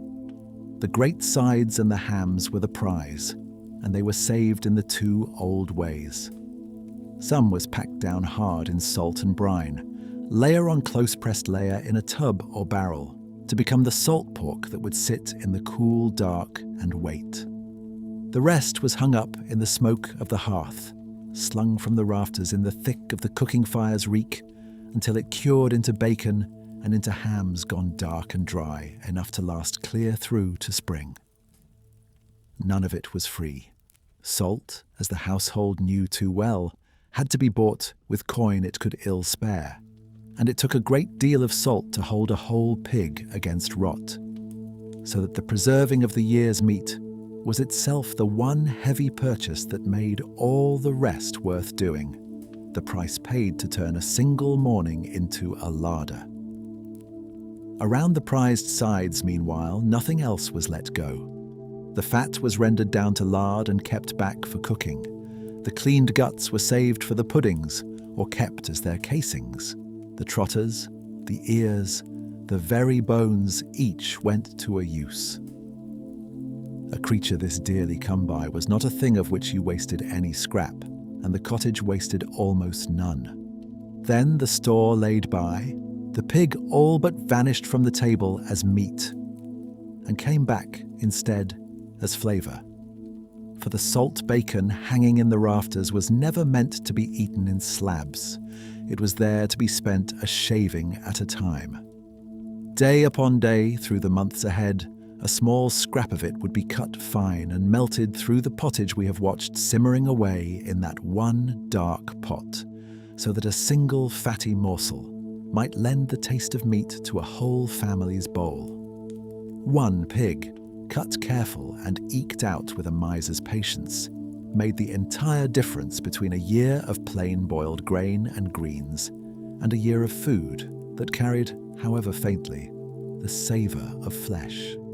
The killing fed the household as meat for that one brief week and no longer. What it did, spread thin across the dark half of the year, was season 300 suppers. And in a life lived so near the plain edge of things, that thread of savour running through the daily bowl was no small matter to hold on to. It is here, perhaps more than anywhere, that the gap between that table and our own opens widest. Meat, for us, is the cheap and constant thing, bought any day of the week in tidy, boneless portions in whatever quantity we please, off an animal we never met, its killing done out of our sight and quickly out of our minds. Most of us eat more flesh in a single week than that cottage tasted fresh across a year. And it would be easy, looking back, to dress their thrift up as a wisdom we have mislaid. The whole animal honoured, nothing squandered, every part put to its use. But it is worth being honest about what that thrift actually was. They wasted nothing because they could not afford to waste anything. One pig was made to last a year because there was no second pig standing behind it. The care was real, but it was the care of scarcity, not of virtue, and we ought not envy the need that taught it. What that careful autumn killing brought them was the fullest the larder would ever stand. With the bacon hung and the pork down in its brine, the grain in from the fields, the beans and peas dried and stored, the pot kept going on the hearth, the household stood at the very top of its year. As provisioned in those slaughtering weeks of November as it was ever going to be. From a height like that, there is only the one direction left to travel. Ahead lay the closing in of the dark, the short days and the locked ground, the long run of months in which nothing new would grow, and everything eaten had first to be lifted out of a store that could only shrink. The whole of that larder now had a single task before it, and the task was to stretch, week after thinning week, further than seemed possible, toward an edge of the year that we have not yet had to stand at and look across. Stand at that brimming larder a moment longer before we leave it. The flitches of bacon black in the rafter smoke, the salt pork heavy in its brine, the grain in from the field and the beans, and the grey peas all dried and laid by. And a strange double truth begins to settle over the whole of it. Everything these chapters have set on the medieval table is here, and every bit of it is true, and the board is a richer and more various thing than the old grey legend ever allowed us to imagine. Yet this very same larder in this very same cottage, belonging to this very same family, will within a handful of months have been measured down to its bare boards. And the people who stocked it so proudly in November will be eyeing the little that remains in something not far from fear. The fullness and the fear are not two different worlds. They are the same room, the same shelves, the same year, caught at its two opposite ends. It is worth stopping here honestly to ask what we have been doing. In setting out to overturn one myth, the myth of the eternal grey gruel, the changeless misery in the bottom of the bowl, there is a quiet danger that we have been busy raising another, rosier one in its place. A table so well stocked and so cleverly worked that real hunger never quite finds a seat at it. That second picture would be every bit as false as the first, and we would do the people of that cottage no honour at all by leaving them stranded in it. So the correction itself needs correcting. Everything laid out so far was real. The dairy and the legumes, the garden greens, the eggs, the autumn pig. But very nearly all of it was the food of the year's good half, the picture at its fullest, the table as it stood with the harvest freshly in. And the plain thing the abundance tempts us to forget is this: nobody actually lived in the average. The medieval food year was never a flat and level plain of pottage and bacon and cheese. It was a curve, and a steep one, climbing to a single high point in the autumn, and then running downhill, week by week, for all the rest of the long way round. The top of that curve is precisely where we have been standing. From the slaughtering weeks onward, the only direction was down, and the falling off was not merely a matter of less, it was a matter of fewer kinds. As the cold drew in, the stores did not all shrink quietly at one even rate. Some of them stopped altogether. The cows went dry as the grass failed, and the whole bright river of white meats, the milk, the fresh cheese, the butter, slowed to a thread, and then, through the deep of winter, to nothing at all. The hens, with the short, dark days closing over them, fell off their laying, and the steady daily gift of eggs all but ceased. The garden that had stood crowded and green through summer was bare now and bitten black with frost, and the field that would feed them next held only cold mud, the new grain not yet sown, or sown and lying dead-looking under the wet. What was left, as winter ground on towards spring, was the keeping food and little beside it. The bread grain measured out with an ever-tightening hand, the dwindling bacon shaved thinner and thinner into the pot, the hard-dried peas and beans. And here is a thing that has to be said plainly, because it goes to the very heart of the matter. At the bottom of that year, in the lean, grey-skied months, the poor man's table really did narrow towards something close to the dull monotony of the legend. The old story was never simply a lie. It was the worst weeks of the year, lifted out and frozen and held up and mistaken for the whole of them. There is something you already know in your own small and well-cushioned way that opens a door straight onto this. You have, at one time or another, watched a finite store run steadily down and felt a quiet arithmetic start up at the back of your mind. The last of the month's money thinning out before the next is due. The food in the house dwindling with no shopping trip yet made. Some good thing you cannot easily replace sinking lower in the jar. That faint inward sum of making a thing last, of weighing what remains against the time still to be covered, is one of the oldest reckonings a human being can do. Hold the difference firmly in view, though, even as you feel the kinship, because the kinship left to itself will quietly mislead you. For us, that arithmetic runs over a handful of days. Its worst outcome is mere inconvenience, and there is always, somewhere behind it, a wage or a shop or a hand, to close the gap before it opens. For them, it ran across half a year. It had nothing whatever behind it, and the bottom of the store was not an empty cupboard to grumble at, but the near edge of going genuinely without. The same small clench we feel for a moment was, for them, the working frame of survival itself. The cruelty of it, and there is no kinder word, lay in exactly where the bottom of that curve fell. The hungriest stretch of the whole year was not the dead of winter, as we might expect, for in deep winter the autumn stores still had something left in them to give. It came later and harder, in the long weeks of the late spring and the early summer, after the winter's keeping food had finally been eaten down to nothing, and before the new harvest had ripened far enough to take its place. There was a name for that gaunt reach of the calendar, plain and exact in the way these old names so often were: the hungry gap.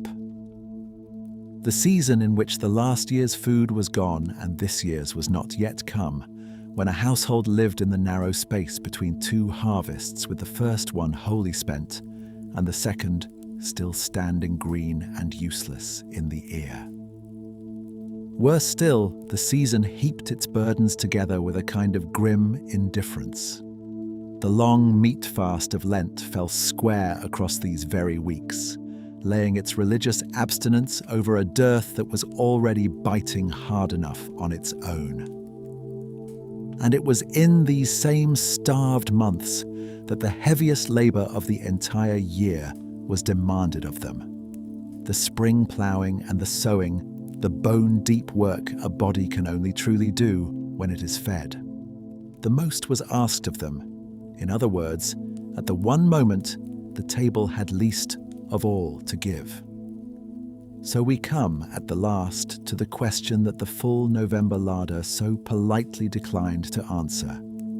The question we simply could not see while the bacon still hung thick and the barrel still rang full.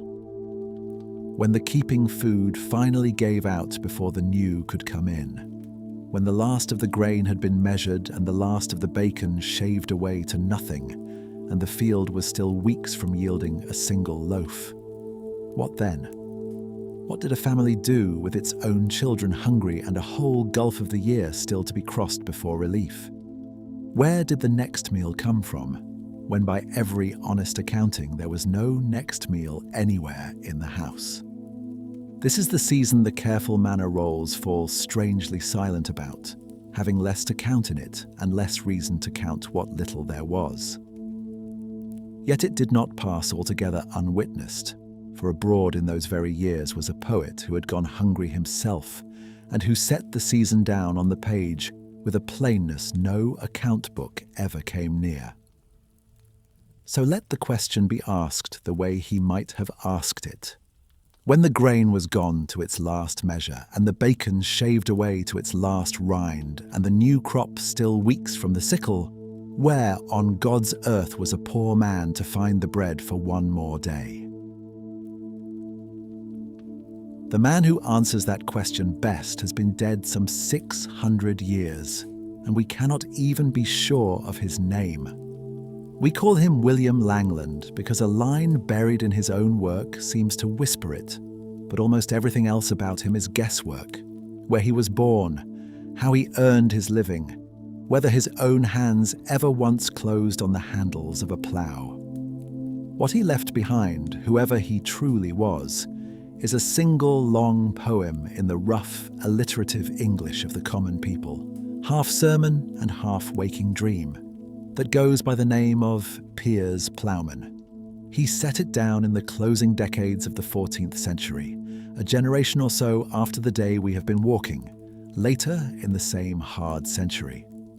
Though the season it describes was no new thing under the sun, but one of the oldest and most faithful cruelties of country life, as true for the great-grandparents as for the children at the board. Where the manor clerks fall silent, having little reason to count the months in which there was nothing much to count, this poem speaks. You do not need to know the man to read it. It knows hunger from the inside, the way only a thing that has been lived can know it. There is a moment in it that has never been bettered as a picture of the gap. A crowd of hungry folk comes to the honest ploughman Piers, begging to be fed, and it is the wrong season of the year to be begging. The stores are low and the harvest is not yet in. And so Piers tells them, plainly and without shame, exactly what he has in the house. He has no penny, he says, to buy pullets, nor any geese nor young pig. He has no salt bacon and no eggs to fry beside it. What he has is this: 2 green cheeses, a few curds and cream, an oat cake, and, the line that lodges in the mind and will not leave it, 2 loaves of beans and bran, baked for his children. Beyond that, only what the plot gave: parsley, leeks, a few cabbages, and a cow and a calf to the family's name. Read that little list slowly, across the 6 centuries that lie between, and feel what it is doing. Every single good thing we watch the household lay carefully up for itself. The bacon salted down against the cold, the eggs gathered warm from under the hens, is named here, one by one, precisely and only in order to say that it is gone. What remains is the bare floor of the year, a little failing dairy, the green of the garden, and bread that is hardly bread at all. That bread is worth pausing on, for it tells the whole story by itself. The loaf of the good months was made of the household's true bread grains, the wheat and the rye, and the mixed maslin between them. The loaf of the gap was a coarser and a heavier and a darker thing, stretched and bulked out with whatever could be ground to flour and made to go a little further. Beans, dried peas, the bran that better times would have thrown to the beasts. It filled a belly without ever quite feeding it, and a family ate it because the only other thing on offer was to eat nothing. And the failing stores were only half of how they lived.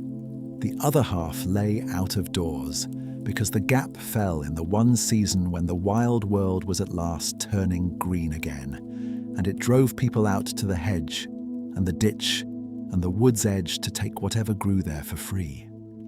The young nettles, the first bitter shoots and wild roots and herbs, the green of the hedgerow that nobody had sown and that nobody would ever trouble to write down.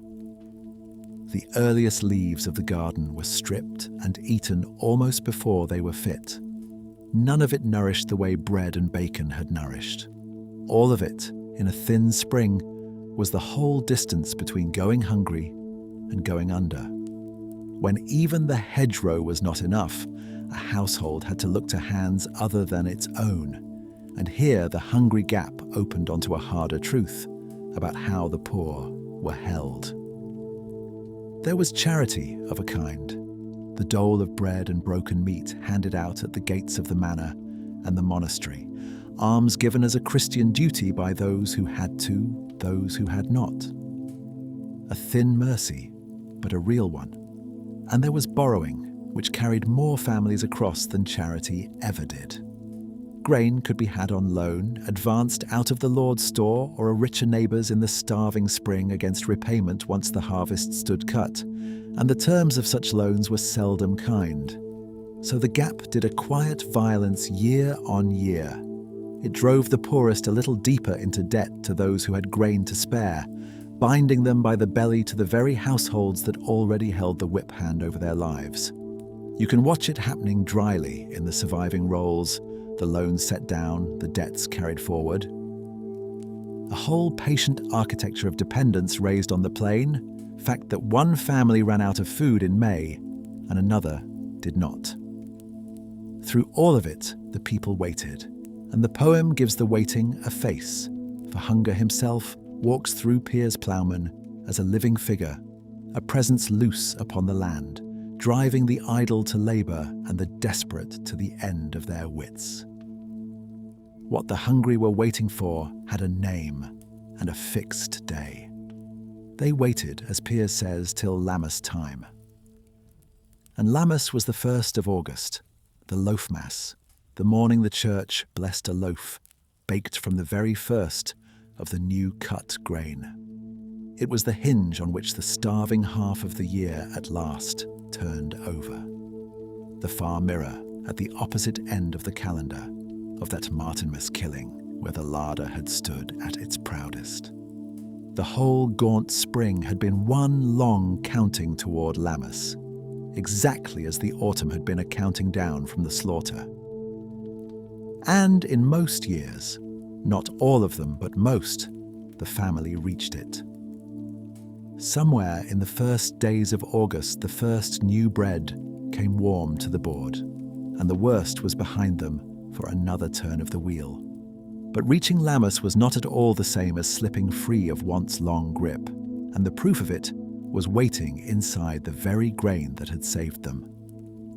For the new corn standing at last in the croft was not yet food, it was only the promise of food, and between the promise and the loaf lay one short step that no abundance of harvest could ever spare them: the grinding of the grain to flour. That step, small and daily and wholly unavoidable, was the one the poor of England did not own. A family could sow its own corn and reap its own corn, and carry it home in its own aching arms. And still it was not free to turn that corn into meal at its own hearth with a stone of its own keeping. Between the field and the first new loaf, there stood a thing with an older claim than hunger on every measure they had grown: the great slow-turning stone of the Lord's mill, and the toll dish that dipped down into the sack and lifted out his share before ever a grain of it came home as bread.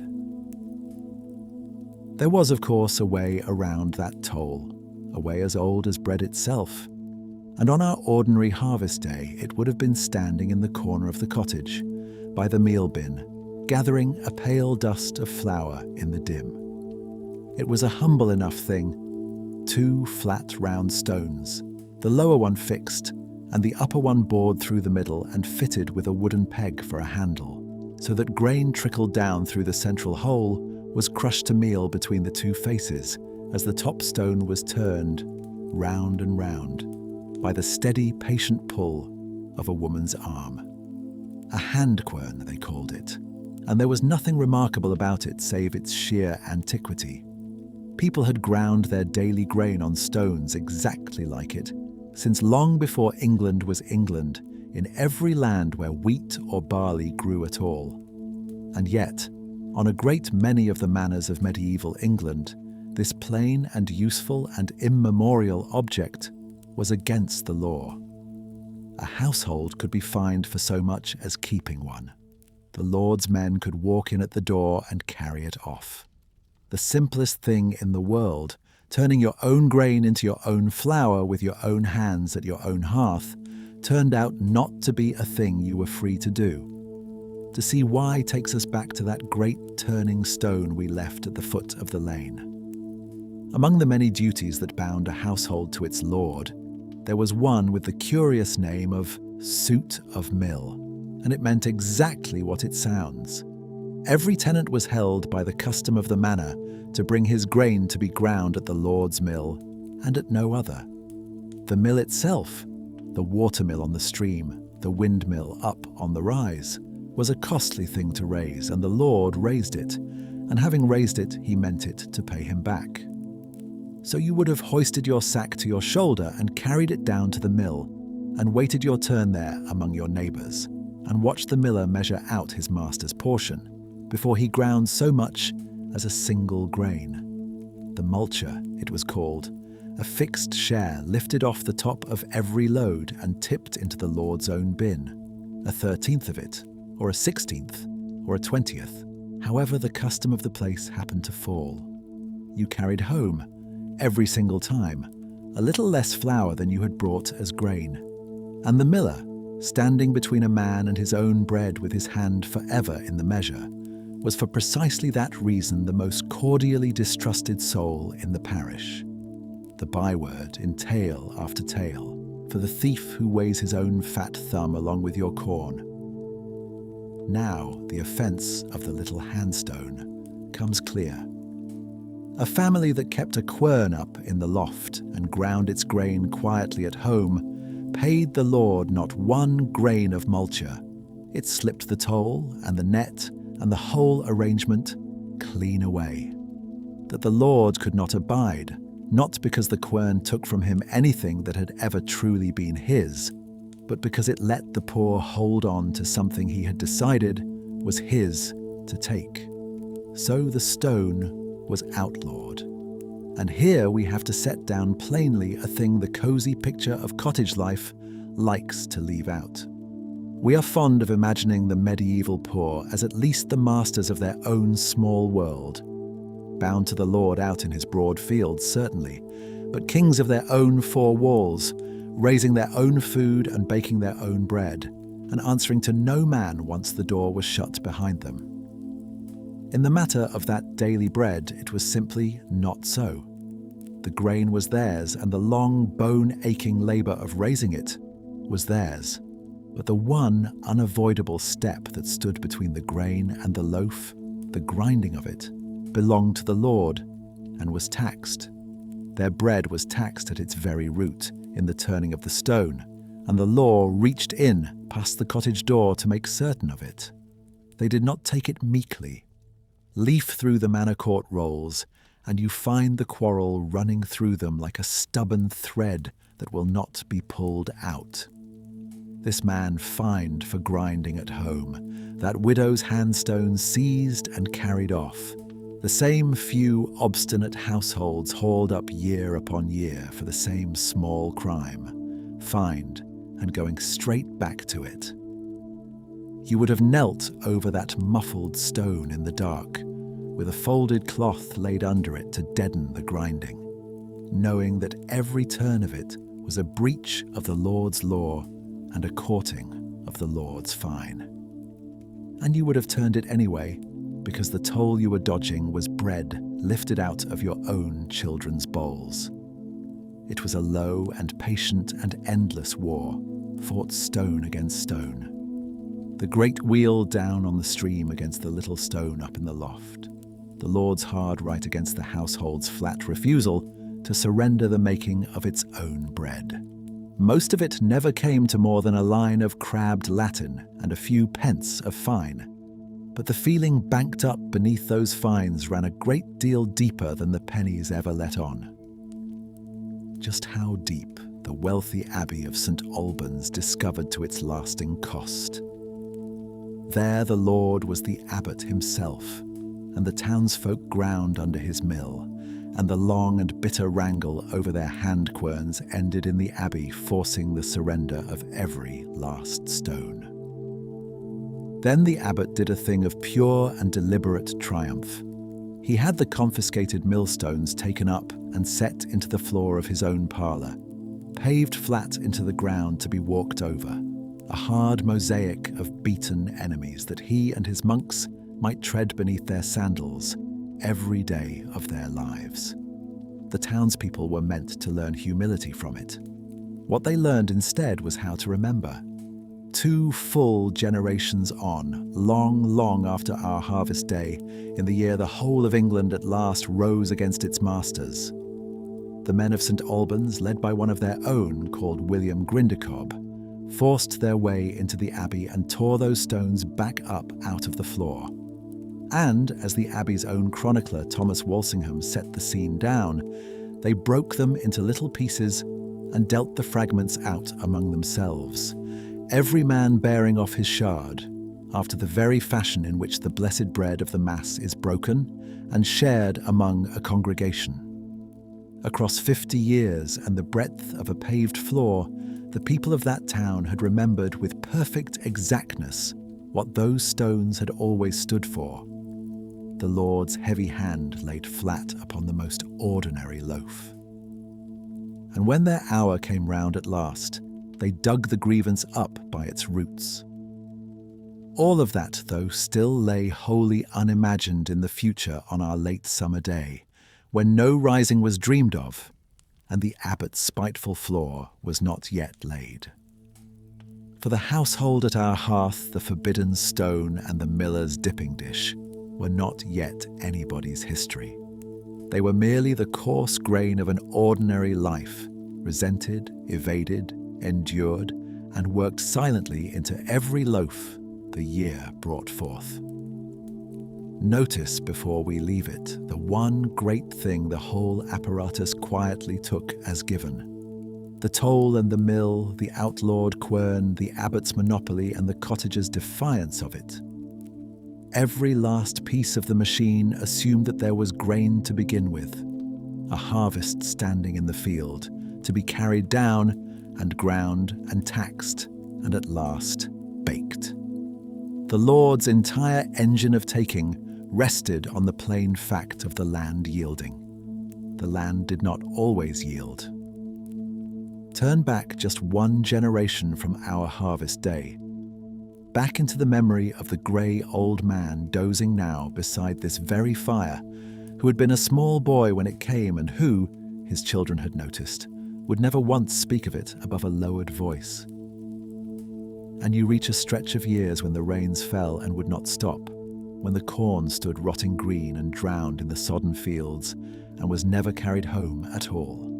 When there was no grain in the whole of England for any stone to grind, neither the Lord's great wheel on the stream, nor the poor man's hidden quern in the loft. A thing like that left more behind it than an old man's silence. It was written down in its hour in the dry and frightened hand of those who lived to write at all.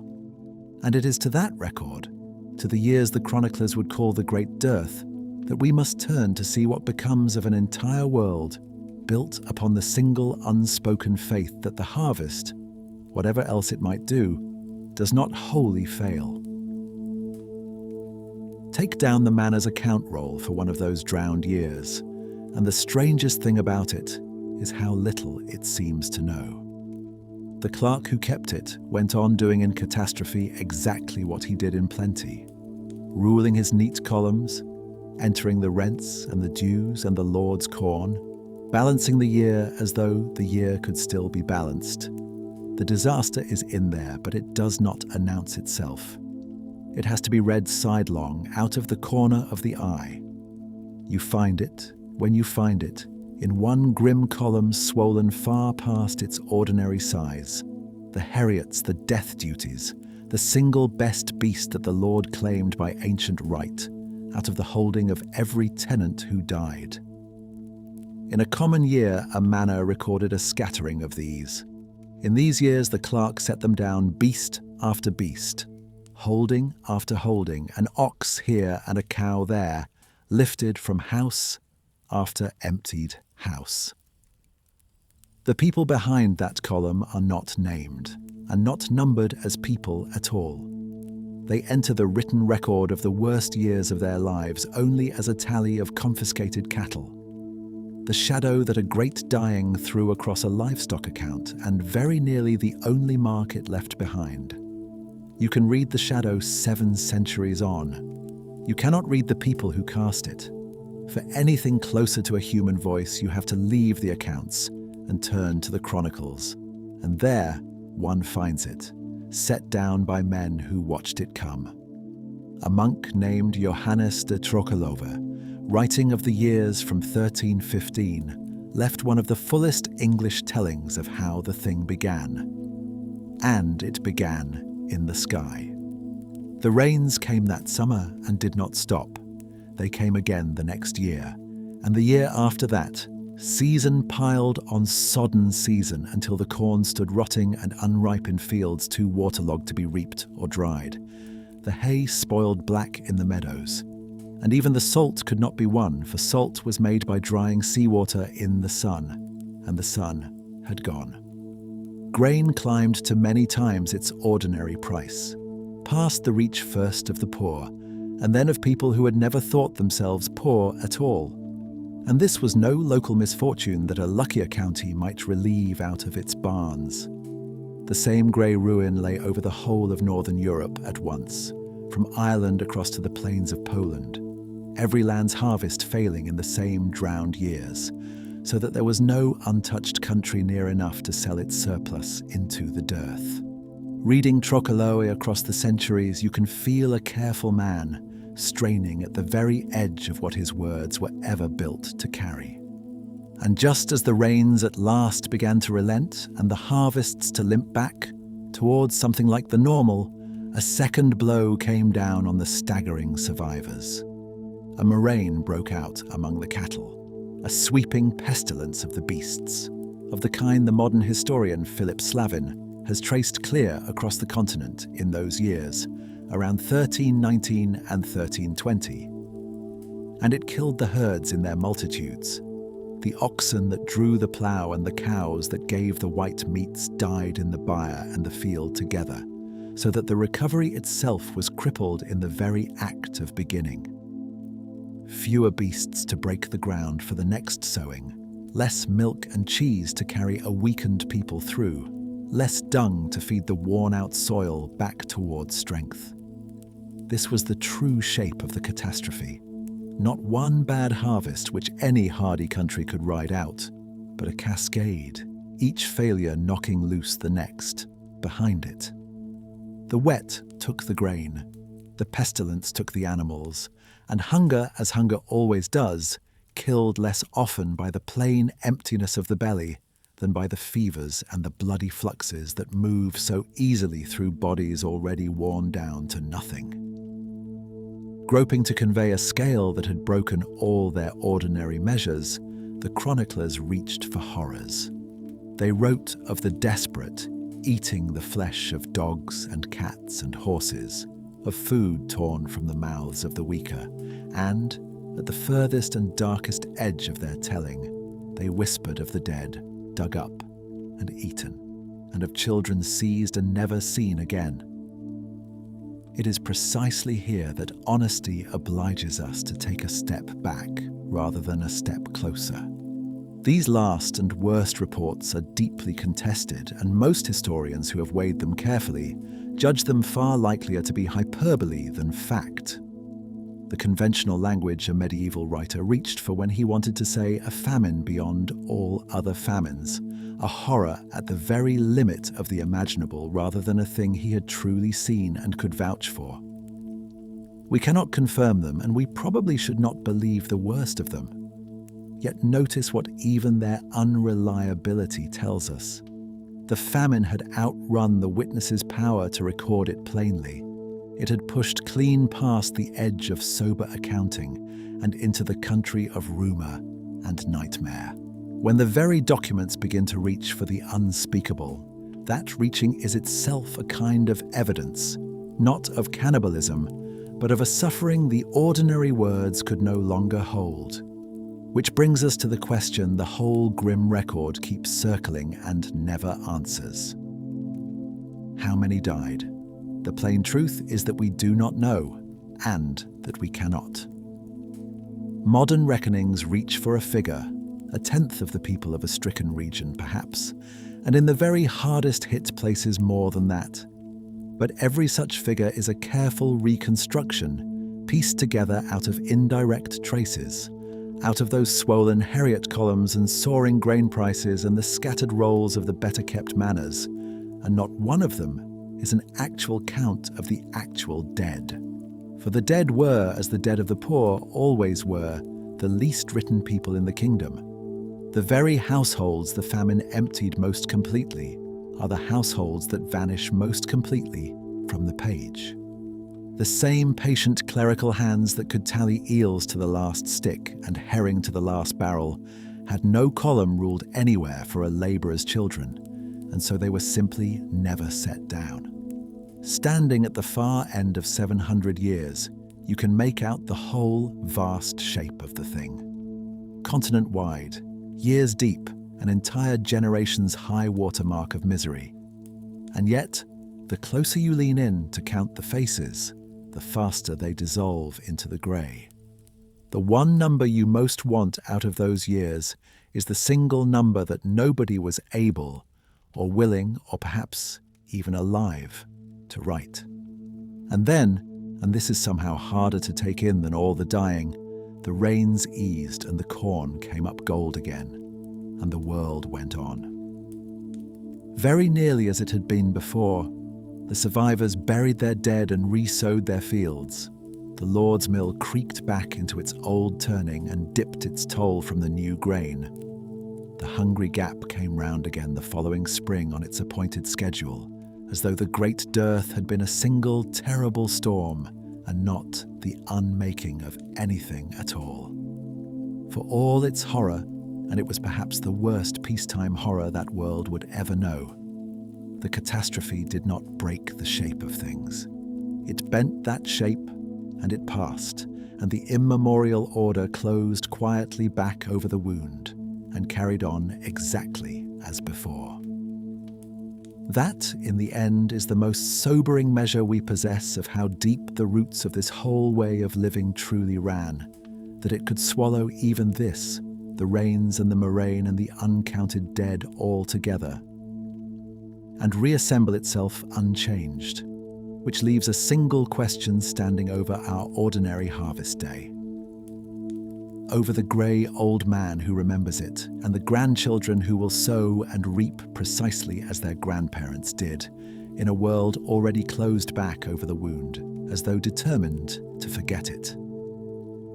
If a blow like the great dearth could fall upon this world with all its crushing weight and still not break it, then what conceivably could? What was it that lay waiting, still beneath the horizon of that bright late summer day, and undreamed of by a single soul at that hearth, with force enough to do at last the one thing the famine could not, to crack this ancient order clean across, and never once let it close again? The answer, when it came not as a gentler thing than the famine, but as a far more terrible one. And that is the first of its many cruelties to understand. The blow that could do what the great dearth could not, that could crack the ancient order clean across and hold the crack open, was no kindly loosening of the world's hard bargain. It was the worst mortality that Europe has ever set down in writing. In the summer of 1348, a pestilence came ashore in the southern ports of England and went through the country like fire through a thatch, and where the famine a generation before had carried off perhaps 1/10 of a stricken region, this carried off something between 1/3 and 1/2 of everyone alive. Whole villages went silent. The men who lived through it groped, as the famine chroniclers had groped, for words to carry a thing past carrying, and reached in the end for the plainest and largest they had, the great death, the great mortality, the calamity a later age would learn to call the Black Death. And here is the bitter knot at the centre of it, the thing the mind resists, even as the records force it home, that this, the greatest dying their world would ever know, was also the thing that finally broke the cage. The catastrophe that killed the most was the one that freed the rest. The wound this time did not close. Why this dying broke the world when the other had not comes down to a difference so simple it can be set out in a breath, though its working took a lifetime. The famine had destroyed food and spared people. The plague destroyed people and spared everything else. After the dearth, there were the same crowded multitudes pressing on too little bread, and so the poor stayed poor together, and the old order held. After the pestilence, the bread was all still there. The fields lay where they had always lain. The mills still stood at the river. The barns held last year's grain, the ploughs and the byres, and the salting tubs waited in their places. But 1/3 to 1/2 of the hands that had worked them were in the ground. Suddenly there was too much land and far too few people to work it, and land that no one is left to rent goes cheap, while hands that no one can replace grow dear. The whole weight of bargaining that had pressed for centuries down upon the man at the bottom now, for once, began to press the other way. Yet it would be a mistake, and here we must be careful, to imagine that the plague conjured these pressures out of nothing. the land had been strained past its strength for generations. Too many mouths set down upon too little ground. The great dearth itself had been a warning that this world was already pressing hard against its own limits. What the Great Death did was not to begin the change, but to force it, to do in 2 horrifying years what slow pressure might have taken centuries to grind out, or might never have ground out at all. You do not need the workings of an economist to feel where this goes, because you have watched the same law run in your own world 100 times over. Let the thing that everyone needs grow suddenly scarce, and its price climbs, and whoever holds it finds the world coming to him cap in hand. A people who had been many and cheap were now few and needed, and they knew it, and slowly, haltingly, against bitter and furious resistance, they began to charge what their scarcity was worth. But we should be honest, brutally honest, about the ledger this improvement was written in, because it is the easiest thing in the world to tell this part as a happy ending and the most dishonest. The bettering of the living was bought with the death of the dead, and there is no rate of exchange that turns that into a bargain. The door swung open for the survivors only because so many millions had been driven through the other door first. Both things are true at once, and must be held together without letting either soften the other. That a great good for the living came out of these years, and that it came at a cost no living soul would ever have chosen to pay.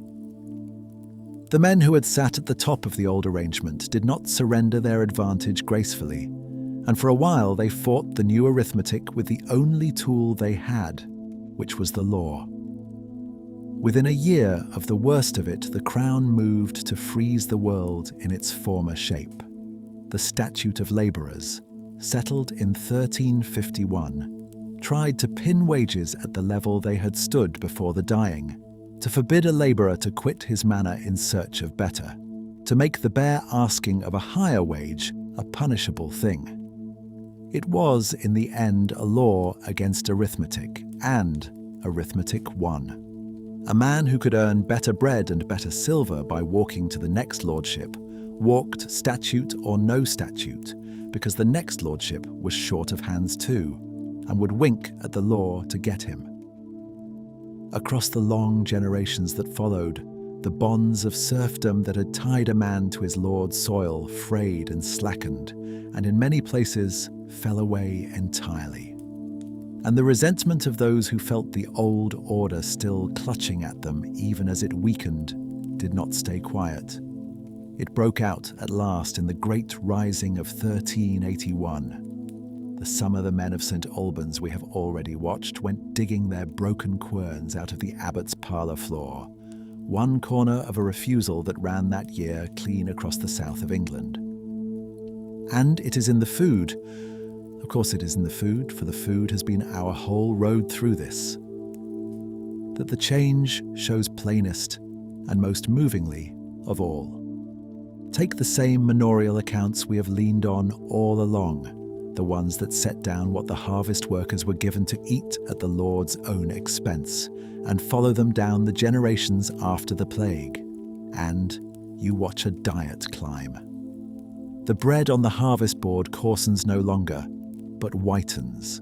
The loaf of beans and bran gives way, year by better year, to bread of wheat. The pottage stops being a thing flavoured with a miser's shaving of bacon, and begins to carry fresh meat in its own right. There is more ale to wash it down, more fish set beside it, more of nearly everything the older accounts had doled out by the scrap. This is the stretch of years that the historian Christopher Dyer judged something close to a golden age for the men and women who worked the English land. The season in which the labourer ate better, perhaps, than his kind would manage again for centuries to come. Even the drink in the cup began to turn. In 1358, the record catches the first hopped beer in England, carried in by incomers from the Low Countries. A brew that, unlike the weak and souring native ale we watched go flat within the week, would keep and travel and be sold, the small herald of a whole commercial world of food creeping at last within reach of the poor. And this, in the end, is what undoes the grey old legend twice over. The legend is wrong about where the journey started, for the diet was never the changeless grey gruel of the story. But it is wrong about the direction too, and that is the deeper error. For in these years, the people at the bottom were not sinking into misery at all. They were climbing, hard and against the grain of everything their betters wished, up out of it. None of which, and this is the last and quietest cruelty of the long story, was known or even dreamable to the family we left standing in the gold of their ordinary harvest day, generations back on the near side of all of it. The pestilence that would crack their world open was still decades below their horizon. Not one soul at that hearth would live to see the bread on their grandchildren's table whiten, or the bonds on their grandchildren's lives slacken and fall. They would live and die inside the old order, by its hard calendar and under its heavy toll, exactly as their own grandparents had before them. The pot still hangs over their fire, dark and patient, with its single shaving of bacon melting away through the evening's grain. The coarse, dark loaf still sits on the board, very nearly the colour of the earth it came from, and the long, late summer light that has lain across this whole day is going now, at last, sliding low and golden along the stubble of the cut fields, drawing the shadows of the sheaves out thin across the ground, settling toward the evening of a day that is, after everything we have learned to see folded into it, simply one more day at the closing of one more harvest. There is time yet, before the dark comes down, to stand a moment in that failing light and look, really look, at the ordinary evening it is sinking into. So we stand in it then, the last of that light. The work in the fields is finished for the day. The sickles are wiped and set by. The final sheaves stood in their stooks to wait for the carting, and across the stubble the long shadows are running together into one. Down at the cottage the smoke leans grey from the roof hole, and the pot has been swung back over the fire, and one by one the household comes in out of the cooling air. The children first, then the women, then the men with the ache of the day's stooping still in their backs. Drawn home by the same small fire and the same dark bowl that have called them in every evening of their lives. The grey old man who has carried this day on his shoulders, who remembers the rains of his boyhood and the hungry springs and more harvests than he can rightly number, lowers himself onto the bench against the wall. The grandchildren who will, in their own turn, sow and reap this very ground exactly as he has, are underfoot in the firelight. And the light at the door goes on quietly failing, the way it has failed at the end of every day there has ever been, drawing the world in close around that one red coal of a hearth. Set down everything we have learned to see in an evening like this one, and it comes to a strange and considerable hoard. We have walked this single, ordinary day almost hour by hour, and we have built it back up out of the unlikeliest rubble, out of the account rolls that tallied a lord's corn and a lord's eels, out of the broken pots and gnawed bones thrown down into the rubbish pits, out of the very chemistry locked in the teeth of the long dead, out of the few chroniclers who ever looked down far enough to write anything at all. From those scraps we have recovered the dark bread and the thin pottage and the weak fresh ale, the careful autumn killing of the pig, the salt hoarded against the meat, the toll dish dipping into the sack at the mill, the long thinning fear of the hungry gap, and the whole vast turning calendar of fast and feast and labour that the year was hung upon. It is, when you weigh it, an astonishing amount to have dragged back into the light from people who left almost nothing of themselves behind. We know, very nearly, what it was to live this day. And yet, for all of it, the one thing we want most is the one thing held forever just out of reach. We can name what is in the bowl the old man lifts to his mouth tonight. We cannot know whether he eats it gladly, or with the dull indifference of a man who has eaten the same thing 10,000 times. We know the shape of his labor to the last stooping hour. We do not know what he turned over in his mind across it, what he feared, what he hoped, whom he had buried and still grieved, what small private joke passed between him and the woman at the fire, what he believed when he muttered the words of a prayer he had said since before he was old enough to understand it.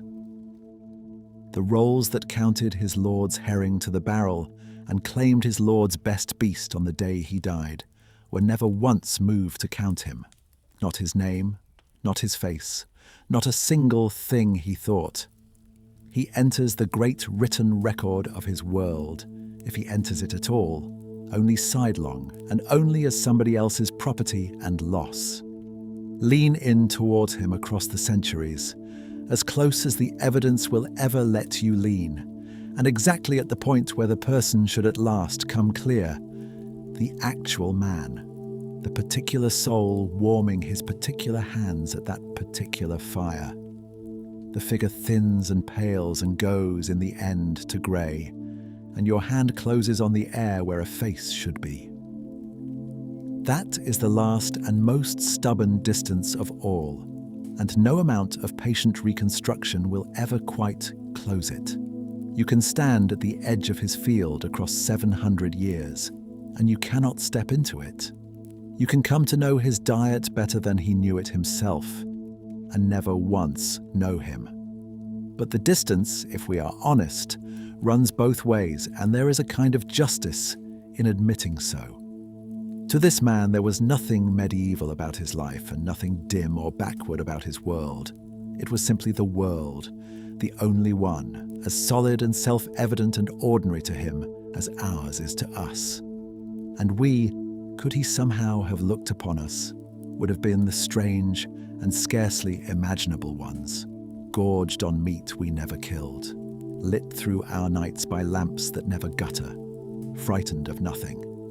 He was frightened of and ignorant of nearly everything he knew in his hands. We should be careful then of the two easy things, which are to pity him and to envy him. His was not a poorer, simpler sketch of our own life, to be looked down on, nor was it some lost harmony of the whole beast honoured and nothing wasted, to be sighed over. He wasted nothing because he could not afford to waste anything. He came through because there was no other choice but to come through or die. The thrift was real, and the skill was real, and so was the want that taught him both. And the only thing we truly owe him across that distance is to hold all of it together at once and call it by its right name, which is a life as full and as entire lived from the inside as any that has been lived since, which is, in the end, the whole of the quiet case against the grey old story we began by doubting. That story wanted these people flat, wanted them grey figures eating grey stuff in a grey and changeless world, a dull and undifferentiated backdrop against which the kings and the battles and the cathedrals might stand out the brighter. The day we have just walked will not have them so. It was a hard day and an uncertain one, lived close against an edge we have learned to see in everything from the toll dish to the salt.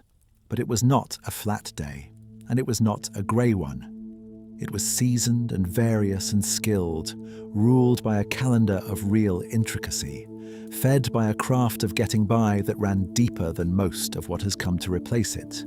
And it was changing besides, slowly and against the grain in a direction the legend never once guessed, upward, out of the worst of the want, in the very age it looked most fixed and eternal.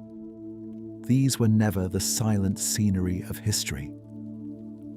They were the patient engine underneath it, the hands that kept the pot going, and the bacon hung, and the ground broken, and the rents paid, and the children, against everything, mostly fed. And on that unceasing, unrecorded labour, the whole bright edifice of everyone else's history quietly and entirely rested. The bowl is empty now, and the talk by the fire has fallen to the low and easy murmur that comes at the end of a day's hard work. Outside, the last of the gold has gone off the stubble, and the dark is coming down over the fields, over the stooked sheaves that wait for tomorrow's cart, over the mill standing silent at the river, over the woods where the pig will go for its mast, over the whole sleeping shape of a world that will rise again in the grey before dawn, and do all of this once more and again, for longer than any of them could imagine and longer than they would ever have wished to. The fire is banked low to a single red coal. The door is drawn shut against the cold.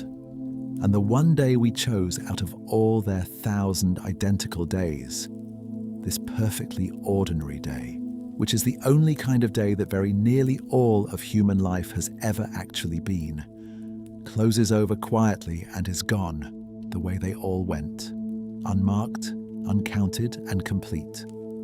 We have been given for one evening as much of it as the dark will ever give up. The rest, the dark keeps.